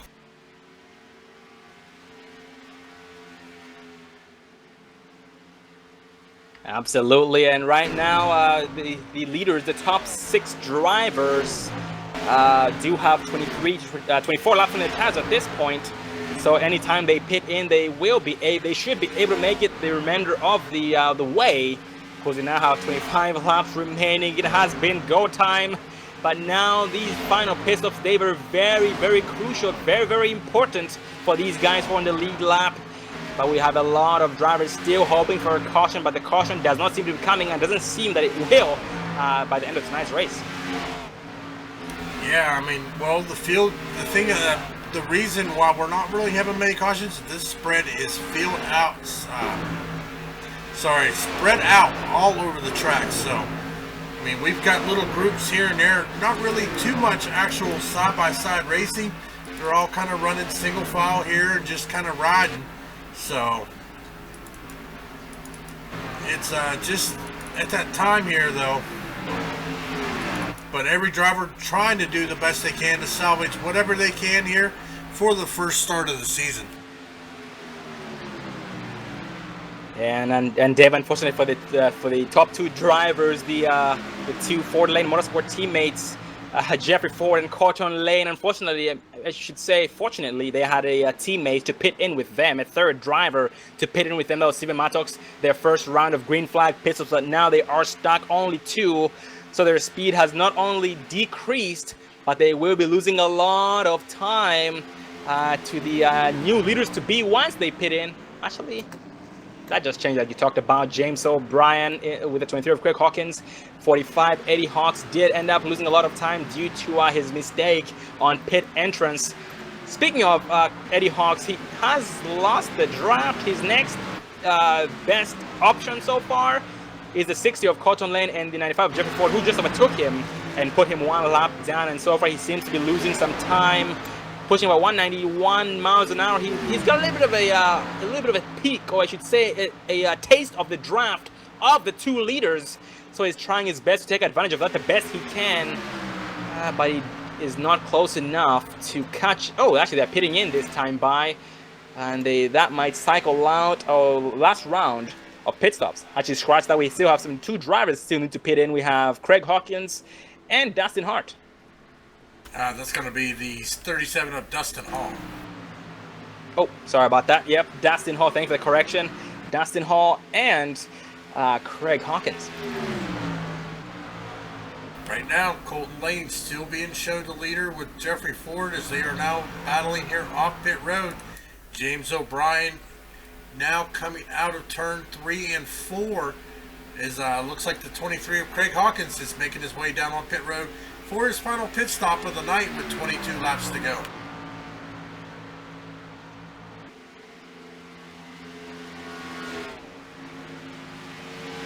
I'm trying to see. Yep, this is going to pass the race over to James O'Brien and 48 of Markel Murphy right behind him. But Markel Murphy is being shown 1 lap down, same as the other teammate, the 45 of Eddie Hawks. Yep, at this point, let's see, 22 laps remaining. All the pit stops have taken place at this point. It's now hammered down through the floor, trying to find 5th gear and working together for a common good once again, using the benefit of the draft of the lap traffic and picking up as much or as many lone able cars as they can for their own benefit, so they can be able to looks like James O'Brien has finally caught up to Colton Lane, and Jeffrey Ford is going to take him 3 wide down the middle. Yep, James O'Brien took it 3 wide, was able to get around them both, and actually went from 3rd place to the lead. But 48 of Markel Murphy was not able to follow him down that hole. And 48 of Murphy is now 4th place in line behind the 60 of Colton Lane. He's gonna try and block him. They go around him on the outside line. The 60 of Colton Lane and 5 Jeffrey Ford is 48 of Markel Murphy tries to play catch up right behind the 1 of James O'Brien. So it looks like we got a 4-car pack up front here with 21 laps to go. Thought I seen some sparks there, but as Jeffrey Ford and Colton Lane are working together on the outside, James O'Brien, Markel Murphy on the inside, even though Markel Murphy is fighting to get back on the lead lap here, as I do believe he is currently 1 lap down. And Dave, you were correct. You did see some sparks. It was between the 60 of Colton Lane and the 37 of Dustin Hall. And what happened there was the 60 of Colton Lane was so close to the driver who was pushing the 95 of Jeffrey Ford. They did not see the lap car coming up. That was the 37 of Dustin Hall, who stayed out to let them by. But he did get a piece of his... Colton Lane got a piece of the 37's left rear quarter panel. And that was the sparks that you saw, but no harm was done there. I'm surprised that didn't cause an incident, because that was about to get ugly very, very quickly. And because of the contact, the 60 of Colton Lane did seem to have sustained some damage, but I don't see it at the moment. And they do get on the 24 of Corey Blevins. I'm kind of riding back here in 10th position. The 911 and John LaBeouf running in 10th. He's got Cody Knappmiller right there in front of me. The 22 of Kristen Swenson and the 33 of David Dreckman, as they are trying to work as a pack here to try to catch back up. But they're currently being showed about 32 seconds behind the leader, so I'm going to keep an eye on these lap times, because they are hitting top speed of 196 mile an hour, so they are keeping pretty good pace here with the leaders. Right now we are back leading James O'Brien, who has led 27 laps already tonight. Jeffrey Ford leading 12, Eddie Hawks 10, John LaBeouf leading 6 laps, Colton Lane leading 5, Lance Marsh leading 5, Dale Robertson leading 4, Stephen Maddox 4, Cody Knappmiller leading 2 laps. And speaking of this pack, you're talking about John LaBeouf, David Dreckman, Cody Knappmiller, and Kristen Swenson being shown, 32 seconds behind that lead pack. At this point we have, 18 laps remaining, Dave. 32 seconds back. And they are pushing about the same speeds, almost the same speeds. Yeah, actually, this is pretty much the same speeds as those leaders.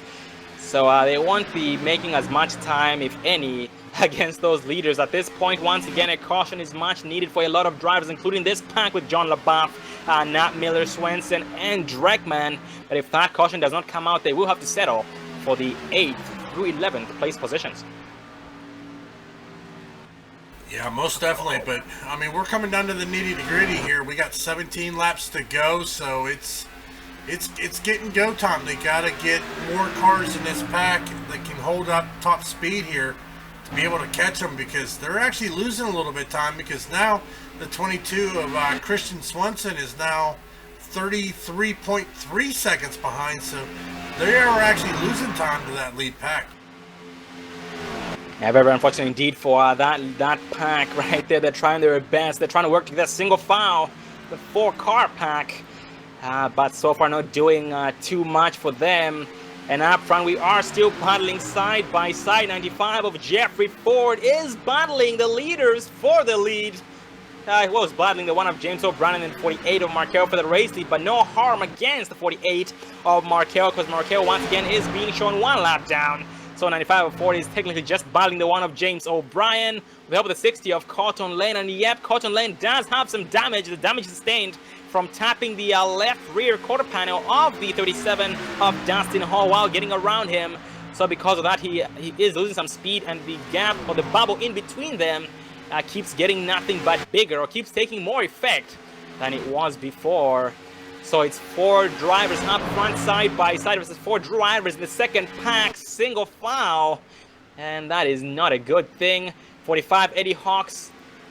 45 Eddie Hawks so far is out of the draft. Oh, actually he's being assisted by the 28 of Brandon Massey, but not too much assistance. They are not hooked up because Brandon once again has suffered from some heavy damage here. And that machine has definitely seen better days. At 45, Eddie Hawks is just waiting for the pack. That's being led by the 8 of Aguiar, Jason Ashby, the 4 of Sammy Holmes, the Wrangler Motorsports team. So they can hopefully be able to pick him up, work together for a common good, and catch up to the lead pack. Well, they better get on the ball. We got 14 laps to go, as they are going to go around the 45 of Eddie Hawks. I know 45 Eddie Hawks is going to try to jump in there behind the Ford. He does. Is he going to be able to pick up that draft and stay there? Well, that's the question, though. Yeah, it doesn't look like it. Dave is hitting 191 miles an hour. Sammy Holmes just hitting 196. That 5 mile per hour difference entering turn 1 is definitely making a very big difference.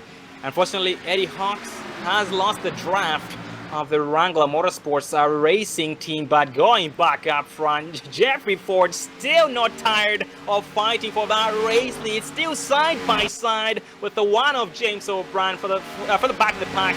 41 Chris Perez so far. He has a brand new machine, but just doesn't seem to have anybody to work with, or I should say anybody clean to work with. When I say clean, any undamaged machine is what I mean by clean. And so far behind is the 813 Mike Taylor, 27 Danny Duchesne. Both do have some heavy damage. So far Perez is just riding, hoping for a caution, doing the Q line, going high on the exit of the turns and going low in the turns. And he is going high on the exit of the turns to try and have less tire scrub, so he can maintain most of his speed and have the most speed possible before entering the turns. And now we have 12 laps remaining, 2 laps left before the 10 to go mark. Once again, ladies and gentlemen, you are tuning into the Dre Broadcasting Network as we are bringing you the Precision Racing League American iRacing Sunday Series, brought to you by Gen X Racing. We are live on YouTube, and actually tonight we are live on iRacing on the portal. So we have all those viewers out there watching iRacing on iRacing.com/live. Definitely come out to YouTube, check out Dre Broadcasting, as we broadcast almost every night of the week. Yep, every night of the week we do broadcast different leagues, different machines, different drivers. Everything's different except for the excitement. It stays nothing but higher, and we cannot thank you guys enough, because without you guys, Dre Broadcasting is nothing. And you guys definitely do keep us motivated enough to turn the broadcast on and give you guys entertainment and train you guys enough to support your teammates, your friends, your family members, all your friends, and including the Dre Broadcasting Network as well. And once again, without you guys, we are nothing. But going back up front, James O'Brien still being able to maintain that race lead. And Dave, at this point, since the outside line does not have enough help, you know, Jeffrey Ford and Cotton Lane, the inside line is the place to be. Once again, the inside line is the shortest way around the track. And since they do have equal speeds, and 60 of Lane is actually struggling to keep up with the 95 of Jeffrey Ford, and just keeps losing him with every single lap. And Jeffrey Ford has no chance but fall back in line behind the 48 of Markel Murphy. Yeah, Markel Murphy there, he's just sticking with his teammate because he knows he's already 1 lap down. We're 10 to go. So well, the good news is he's the first car lap down. So if we do get a yellow flag, then he will be the one that will get the lucky dog here. Oh, looks like lap cars are going to stay down low. Oh, one of James O'Brien, Jeffrey Ford involved in an accident. We are under caution here with less than 10 to go.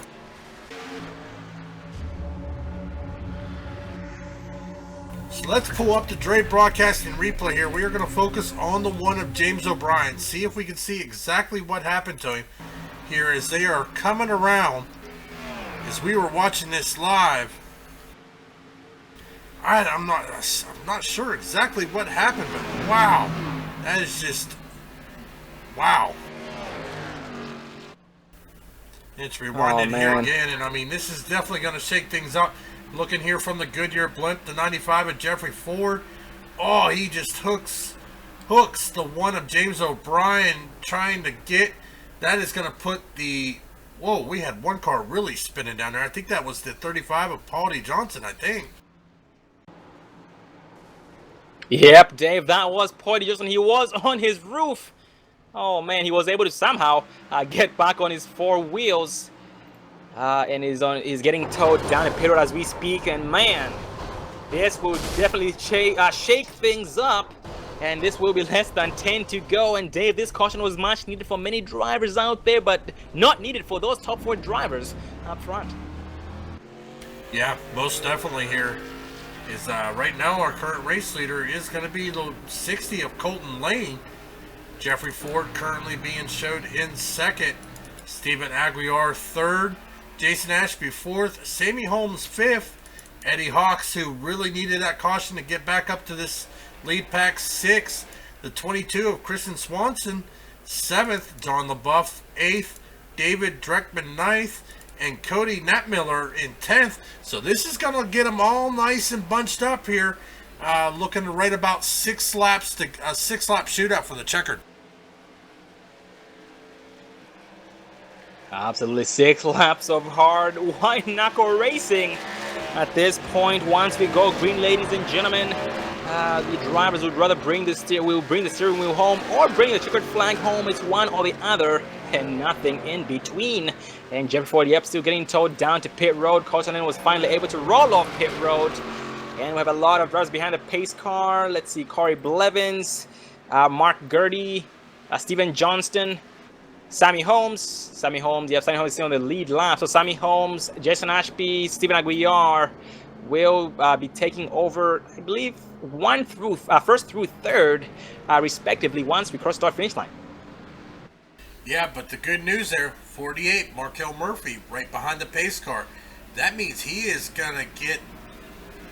Actually, no, it looks like the 6th of Steven Maddox got waved around the pace car, so he got the lucky dog. So Markel Murphy's going to have to get the wave around here on the one to go. Yeah, great job getting that wave around, being able to get back on the lead lap before this thing ends. And I just got a correction there from, let's see, Doug Hagen. There, good to see you there, buddy, once again. And thank you for the correction there with the name of Christian. It's Christian Swenson and not Swanson. So Christian Swenson in the 22. Thank you for that.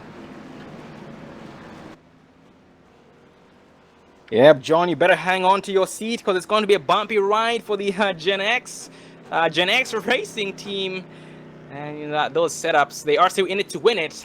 And it's about time. I mean, those setups will come into play here in these last couple of laps. I mean, they've been into play all race long. But we will see fifth gear before the race is over.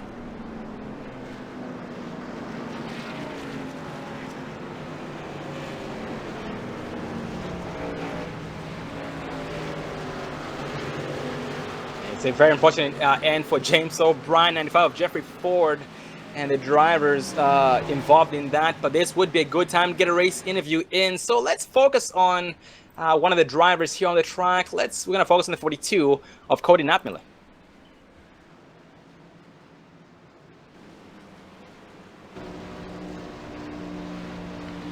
Well, ladies and gentlemen, we are being joined by the 42 of Cody Natmiller, representing the Gen X Racing team up in the Dre Broadcasting booth. You're up there, Cody.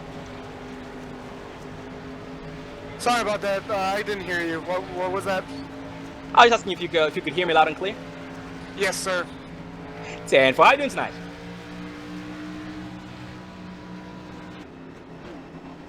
Oh, you there, Cody? Yes, I'm here. Sorry. Oh, you good. I was just asking how you doing tonight. Pretty good. Car's fast, just hit strategy got us a little behind. I was not going to make it on fuel there, so caution's kind of a blessing. But the Gen X Racing Chevrolet is real fast. Oh, copy that. That's glad to hear, and very nice to hear as well that you've been saved by the bell here, and we'll finally be able to make it the full length of the race on fuel. And we do have your setup creator in the chat. It's John144. He is cheering you guys on. What should I expect to see from you and your team before this thing is over? Awesome. I appreciate it. Appreciate the support and all the sponsors that go into the series. Well, it looks like you are now back one to green. So, Cody, good luck to you and make us proud.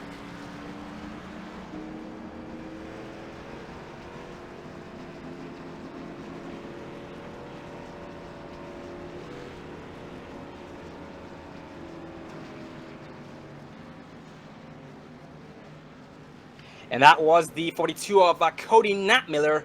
He couldn't quite hear me. It looks like the engine was too loud, and they were talking there in the race chat. But up front, we are now back one to green. The 8 of Stephen Aguiar here, leading with the help of the 4 of Sammy Holmes. On the outside is the 5 of Jason Ashby with the help of the 911 of John LaBeouf, 1 through 4th, respectively. And Dave, these top 4 drivers have come a long way. Stephen Aguiar from 22nd to 1st, Jason Ashby from 28th to 2nd, Sammy Holmes from 24th to 3rd, and John LaBeouf from 12th to 4th. Well, it's going to be interesting. We're going to have 5 laps to go here at the drop of the flag as they are getting ready to go green flag racing.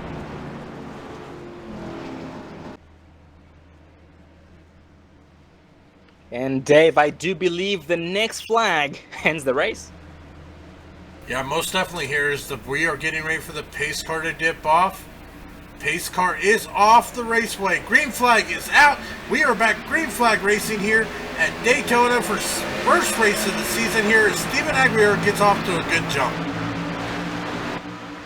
The Wrangler Motorsports team immediately goes single file, trying to get hooked up here before too long. For the back in the box 22 of Christian Swanson, hooks up with his teammate Christian Swenson with his teammate, the 42 of Cody Natmiller, trying their best to get the outside line to work, but so far having no luck. 911 John jumps up high to help the outside line propel, being put to the 22 of Christian Swenson, the 43 as well, trying the 42 of Cody Natmiller trying his best to catch up to the third driver on the outside line. Right behind them, we do have 45 of Eddie Hawks. Eddie Hawks so far trying to play both lanes to try and get the draft from both.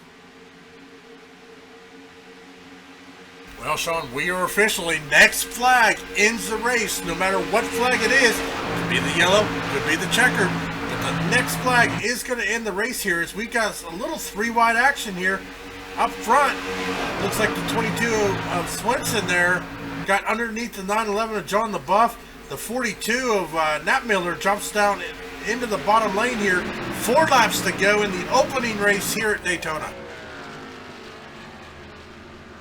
Yep, Swenson does seem to have some front-end damage. He has had this damage all race long here tonight.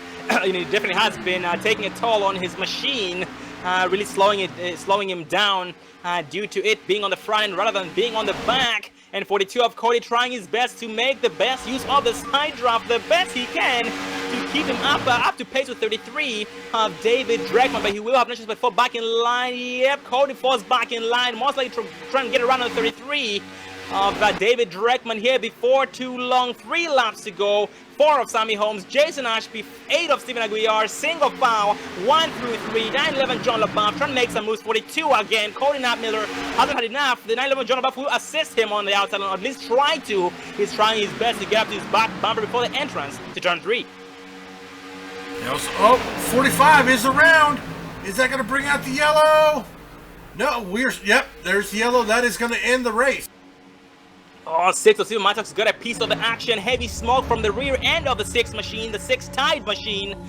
Oh man, that was very, very unfortunate indeed. Let's back it up on the 45 of Eddie Hawks and see what happened. Well, as we pull up the Dre Broadcasting replay, focusing on the 45, him and the 22, Swenson there got into it, got into a little bit of contact, and around went the 45 of Eddie Hawks. Oh, highly unfortunate, but that is going to end our race. Yep, amazing race indeed, and very, very unfortunate for every single driver involved in some incidents tonight. It was all hard, clean racing. A lot of new drivers just pretty much trying to get acquainted with each other and getting used to each other's driving styles. And they'll do that some more again next week at Atlanta Motor Speedway for the Phantom Zone Designs by Phantom Zone Designs. That will be once again at Atlanta Motor Speedway. But going back up front, Steven Aguiar first so far, Jason Ashby second, Sammy Holmes third, Cody Nattmiller fourth, and David Dreckman in fifth place spot, 1 through 5th respectively. But those are unofficial results, and the white flag will be flying this time by. And some heavy, heavy, heavy movers tonight. 33 of David Dreckman from 18th place to 5th. Colton Lane from 14th place to 7th, gaining half the spots. 48 of Markel Murphy was able to get his lap back once again from 23rd place to 8th. Eddie Hawks from 10th place to 11th. But Eddie Hawks is getting towed. Actually, Eddie Hawks has unfortunately retired for the night due to being involved in the incident which did end up blowing his motor and ended his race here right for the white flag.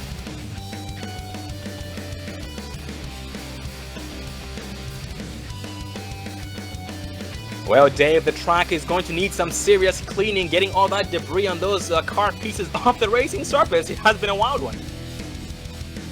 Yeah, most definitely, but it was a good race.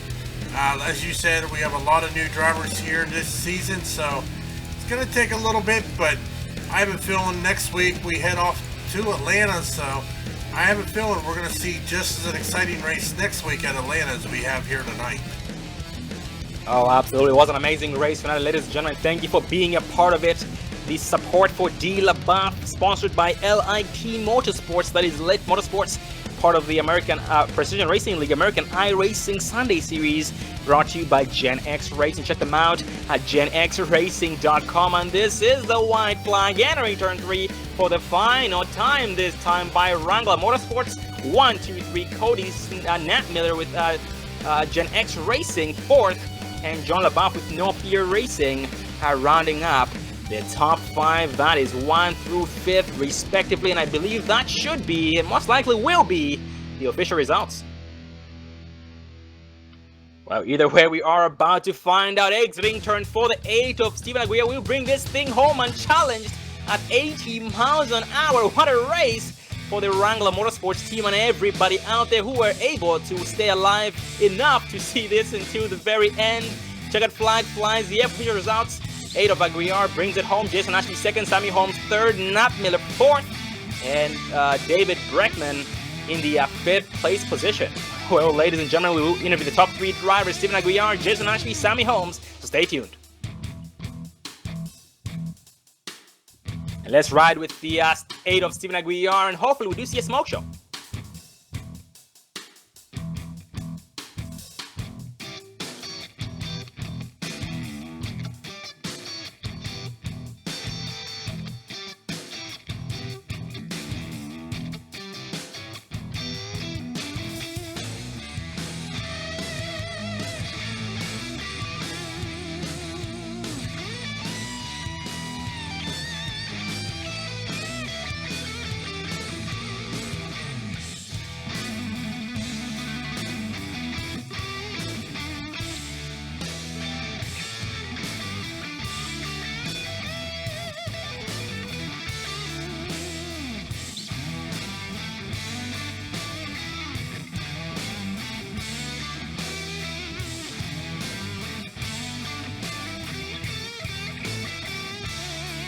Well, Wrangler Motorsports, the camera is all yours, so please blind us, guys, blind us.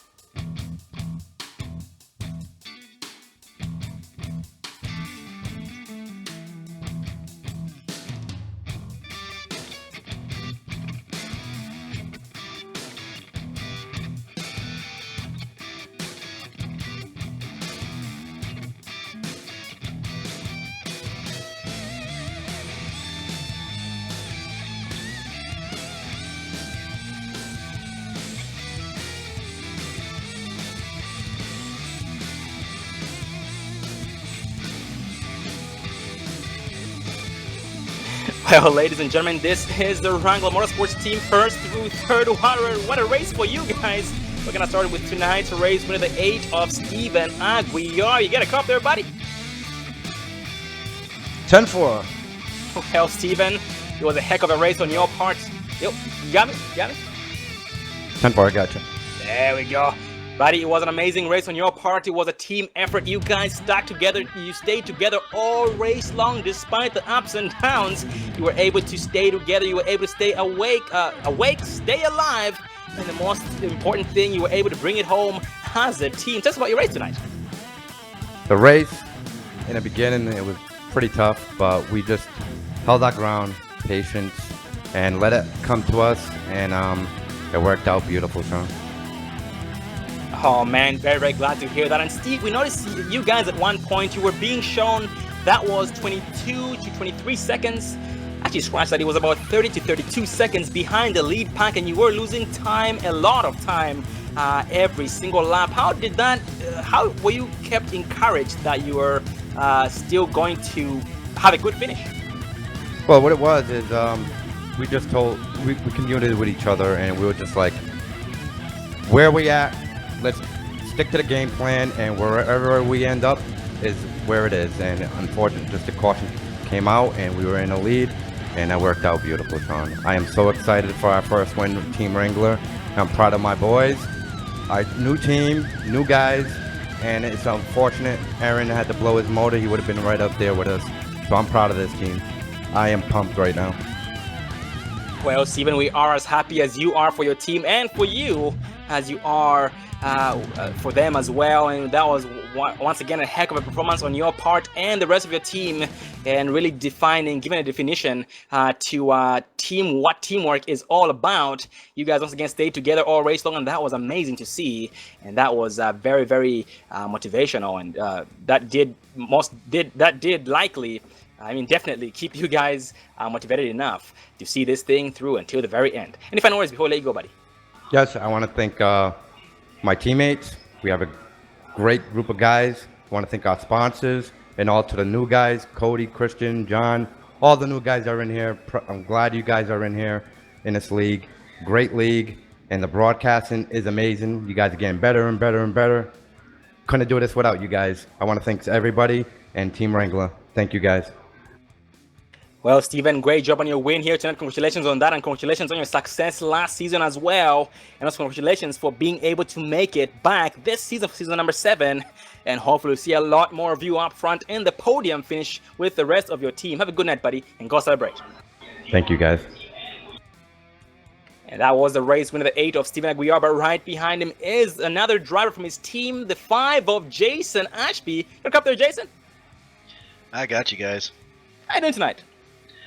I am on cloud 9 right now, bud.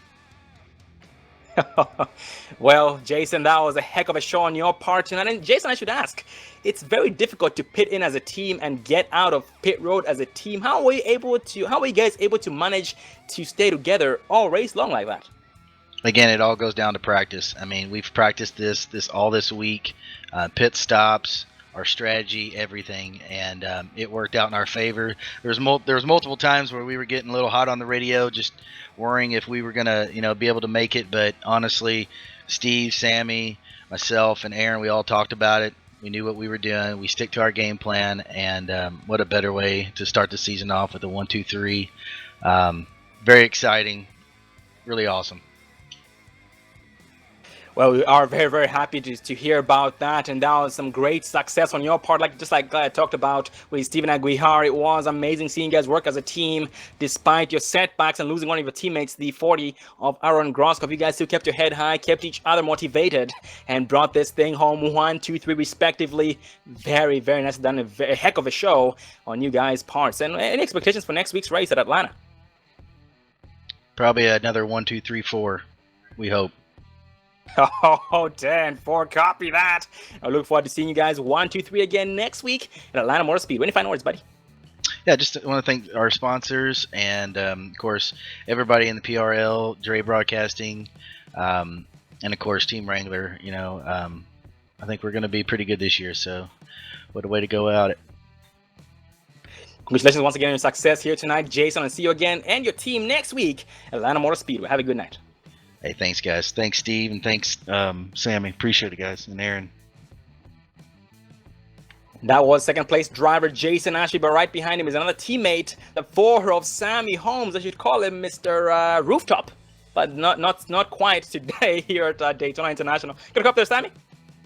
Hey, I got you, Sean. What's going on, buddy? Good, how are you? I'm smiling ear to ear, man. I tell you what, I can't get this stupid grin off my face right now. I copy that. That is very, very good to hear. Happy for you and your team. That was definitely a very, very successful night on your part. Tell us about your race tonight. Oh, the race was fantastic. We had a game plan, as you heard Steve and Jason say. We knew we were going to stick in the back.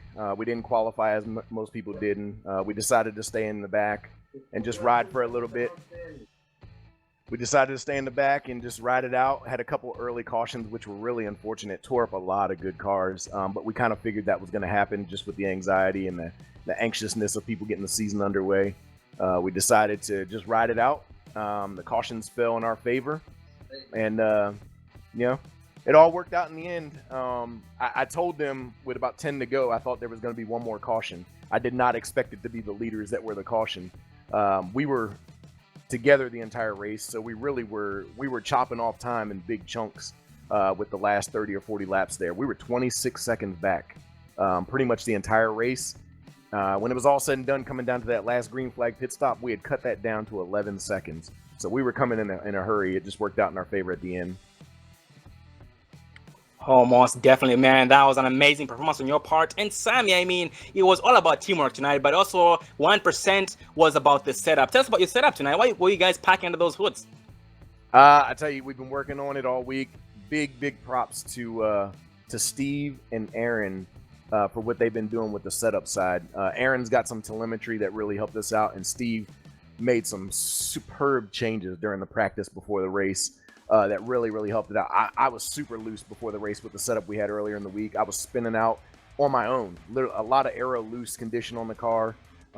Steve made a slight change to it, and after that, it was all over from there, man. The car handled so well after that. It was really nice to get a good run under our belt. I don't know if anybody noticed either, but we had no incidents on our cars. Like literally, I got incidents now because they're tearing me up, but. We had a really good race, clean race. We stayed with each other the whole way. It was really awesome. Well, buddy, I want to congratulate you and your team on your success tonight. What a way to start the season. And we look forward to seeing you and your team again, first through third more often. I should say actually first through fourth with the 40 of Groskov, who unfortunately had some bad luck early on blowing his motor. But look forward to seeing you and your teammates first through fourth more often here all season long. Before too long, it was nice once again seeing you guys work as a team, and that was very commendable. Any final words, buddy? Yeah, of course. There's always final words. Definitely want to thank Dre Broadcasting for being on board for another season. You guys do a tremendous job with the broadcast. Want to give a huge shout out to Gen X Racing for them bringing the sponsor on board for the season, to the Brake Mod and JF for his contributions. Obviously to all of PRL and the staff. They do a fantastic job coordinating all this. Huge shout out to my Team Wrangler, Jason, Steve, and Aaron. Aaron had some unfortunate motor issues tonight, but I'm sure he'll be back next week. And a huge shout out to my painter, Thomas Sink, as always. I really appreciate all he does.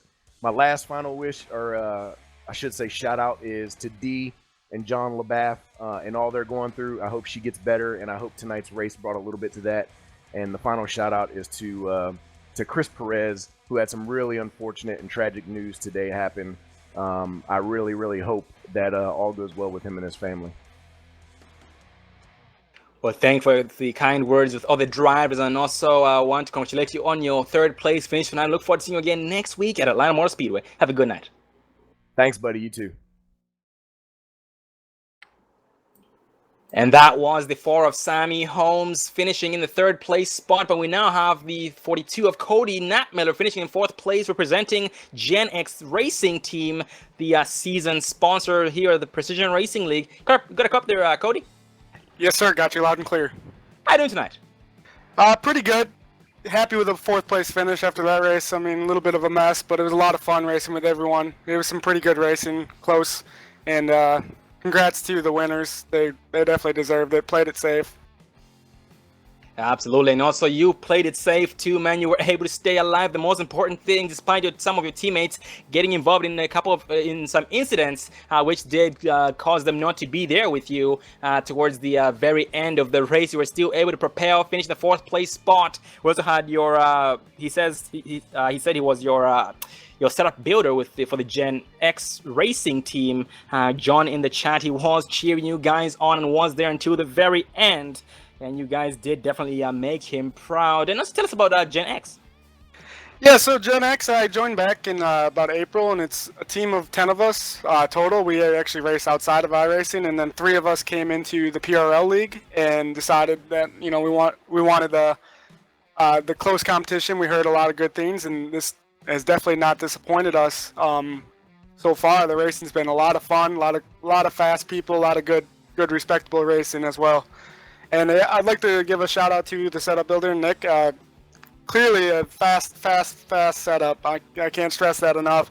I mean, me, Christian, and Steven Johnson, we qualified 1, 2, 3. So we had the speed. It's just they got caught up in those unfortunate early incidents, and that kind of put them back. And then I didn't have any damage the whole race, luckily, but I ended up just going solo, trying to make stuff happen.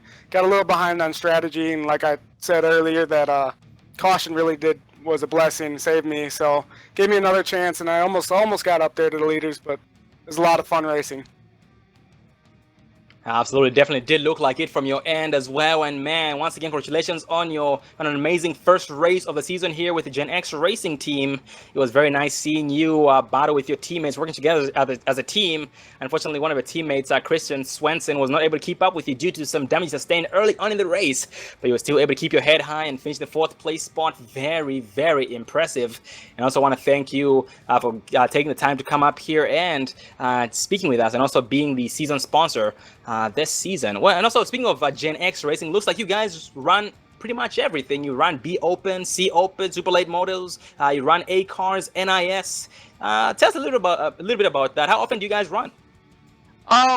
Well, our primary series are the B Open and C Open. That's where we focus on the points the most. But we like to, race a variety of different oval series. I like the road race once in a while.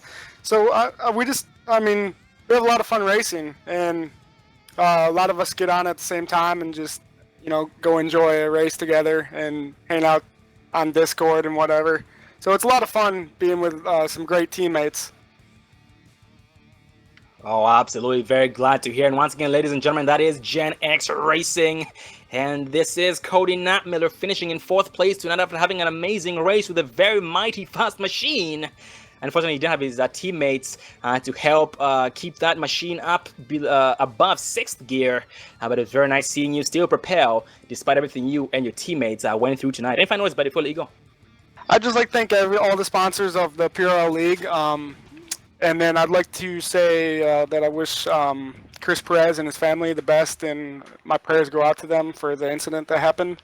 And I hope everything gets better. Thank you for the broadcast, by the way. Awesome. Well, thank you for the kind words and congratulations on your success, Cody, and look forward to seeing you and your teammates more often here in the podium in the next upcoming races. So good luck to you, buddy. We don't need the luck, but hope you enjoy the next upcoming race, and I hope you enjoy your stay with the Precision Racing League, and see you again next week at Atlanta. Thank you, sir. And that was Cody Knapmiller. But ladies and gentlemen, a final interview with the race sponsor tonight. One of the race sponsors, John LaBeouf, in the line 11, finishing in 5th place. Good help there, John. Yeah, I got a copy. Well, John, we had a chance to speak with you early on while you were leading, and you did still finish here in the top 5. Very, very impressive on your part. But tell us a little bit about your first experience. First race, your experience for the first race of the season. It was pretty much just trying to keep it clean, just trying to stay in the draft. Went pretty good all the way till the end there. I got bumped in the back a little too hard. We had to go 3 wide, but I recovered and trying to save fuel on that last run because I was going to be about a half a lap short. So I was just trying to find anybody I could tuck up underneath. Oh, copy that. And man, yeah, sorry about that. And it was nice seeing you still doing an amazing job despite the damage you sustained. Yeah, I noticed the damage that you had on your machine, but it didn't seem to be affecting you as much as it as bad as it had looked, it's still nice seeing you still kept motivated and getting the job done despite what the track threw your way early on. And John, I had a chance to speak with you once again early on, and I didn't get a chance to ask you about tonight's race due to you guys being one to green, but once again support for D LaBeouf. And I actually had a chance to speak with D LaBeouf, your wife, John. She's a very nice lady, and unfortunately I couldn't get an interview with her because she pointed out that she was going to be sleeping. She's very tired, so we will try and get a race interview in with her. An interview in with her before the season is over. But tell us about tonight's race, please. Tonight's race, it was more or less to try to raise a little bit of money, help us out. She's got gastric bypass surgery that went the wrong direction, and she's now on a feeding tube. Talking about removing her stomach, we go the 21st to see if it's even possible. Unfortunately, her birthday is the 20th of August, so it's one day after her birthday. So we're just trying to gather up some money so we can get her down to see her daughter graduate from college. That's the big thing for us. Oh man, we're very, very sorry to hear about that. And she will be in our thoughts and prayers, ladies and gentlemen. Once again, D LaBeouf. And John, for everyone who would like to donate, is there any link, any GoFundMe page that they can go to? I believe that Chris listed her PayPal, direct PayPal. There is a GoFundMe page if they look up D Crenshaw. It was set up before we got married. We just got married in April, so either the PayPal link, they can find us on Facebook, and then the GoFundMe page gives a full bio of the issue that we're dealing with, because she's got multiple issues. She's on a feeding tube. Stomach doesn't operate the way it should. She also, we just found out that her there's a high count in her liver, so we're getting ready to find out if that's either cancer or her liver failure. So that's what we're dealing with on this end. Oh man, absolutely. Very sorry to hear about that, John, but it's very, very good thing you are doing here, and the Precision Racing League is supporting you 100%, and same as the Dre Broadcasting Network. And we will get through this trying time together as a team, and everything will be okay. So you have nothing to worry about, and let her know she will be in our thoughts and prayers, and we will keep checking on her with every single week, and every single chance we get. It will be off the broadcast, on the broadcast, everywhere. We will check on her. And once again, thank you for taking the time to talk to us, and it's a good thing you're doing once again, hosting this race. Yeah, I appreciate it, guys, for all the work that you guys have done. Appreciate PRL for everything they've done. The little things that they've given to us outside the league just speaks major amounts for the league. And got to throw out a thanks to Eddie Hawks for doing a paint scheme for my team. And I just kind of wish my team could have had a little bit better run, but they got tangled up in some of those wrecks. Absolutely, man. We wish you the best of luck with your teammates here. Hopefully, you can have a better race. I mean, you will, not hopefully, but you will have a better race next week at Atlanta Motor Speedway as a team. So it will be nice seeing you guys work as a team for the Phantom Zone Designs, and hopefully try and keep the other teams off the podium so you guys can have a 1, 2, 3, 4. And that would be very, very nice to see. And we will, and ladies and gentlemen, we will, after this race is over, we'll get the link for the donation. We'll put it in the description right below the Dre Broadcasting, right below this video. So be sure to go Dre Broadcasting Network on YouTube, and we'll leave put the link in the description. And thank you for watching. And John LaBeouf, it's been very fun, man. I appreciate it, guys, and I appreciate you spreading the word about the link. Greatly appreciated. And that was 911 John LaBeouf finishing the 5th place spot, and that rounds up interviews 1st through 4th. Stephen Aguiar, Jason Ashby, Sammy Holmes, Cody Knapmiller, and John LaBeouf 1st through 5th, respectively. That was an amazing race. Did a heck of a race for the first season. It was nice seeing all these different drivers. We'll have over 10 new drivers this season. So all these drivers getting acquainted, trying to get to know how each other's driving styles, and just so much teamwork going on. Green flag pit stops, so much side-by-side action. It was side-by-side for lap traffic, for the lead, for the back and the back, for every position. It was side-by-side all race long. Any thoughts there, Dave? Oh, it was a great race. Just great action. It's only going to get better as the season goes on, so I am looking forward to it. Looking forward to seeing all these drivers week in, week out, see what they can do, and maybe find me a favorite driver for the end of the season who's going to challenge for the championship. Also, ladies and gentlemen, if you look into the live chat there, I did post a link to Dee's PayPal. If you would like to donate, make sure to check that link out. I do have it posted in the live chat on our YouTube page at Dre Broadcasting Network. And ladies and gentlemen, that is paypal.me/DLaBaff. That is DEELABAFF. paypal.me/DLaBaff. Ladies and gentlemen, any donation is appreciated, and for a very, very good cause. Keep D LaBaff and John LaBaff in your prayers, ladies and gentlemen. Thoughts and prayers, and everything will be okay. We'll get through this as a team, and that's what this is all about. We do keep each other's heads high in trying times like this, especially for the LaBaff family, and we will keep them motivated. We do everything we can. And once again, everything will be okay. So thank you for joining us, ladies and gentlemen. This is the Dre Broadcasting Network. If you are watching live on the iRacing portal, be sure to go to youtube.com/Dre Broadcasting Network. You can see our channel there. And also want to thank iRacing for giving Dre Broadcasting the honor of being on the iRacing portal and bringing you guys live action from different tracks, different leagues, different drivers. Everything's different, but the excitement stays nothing but higher.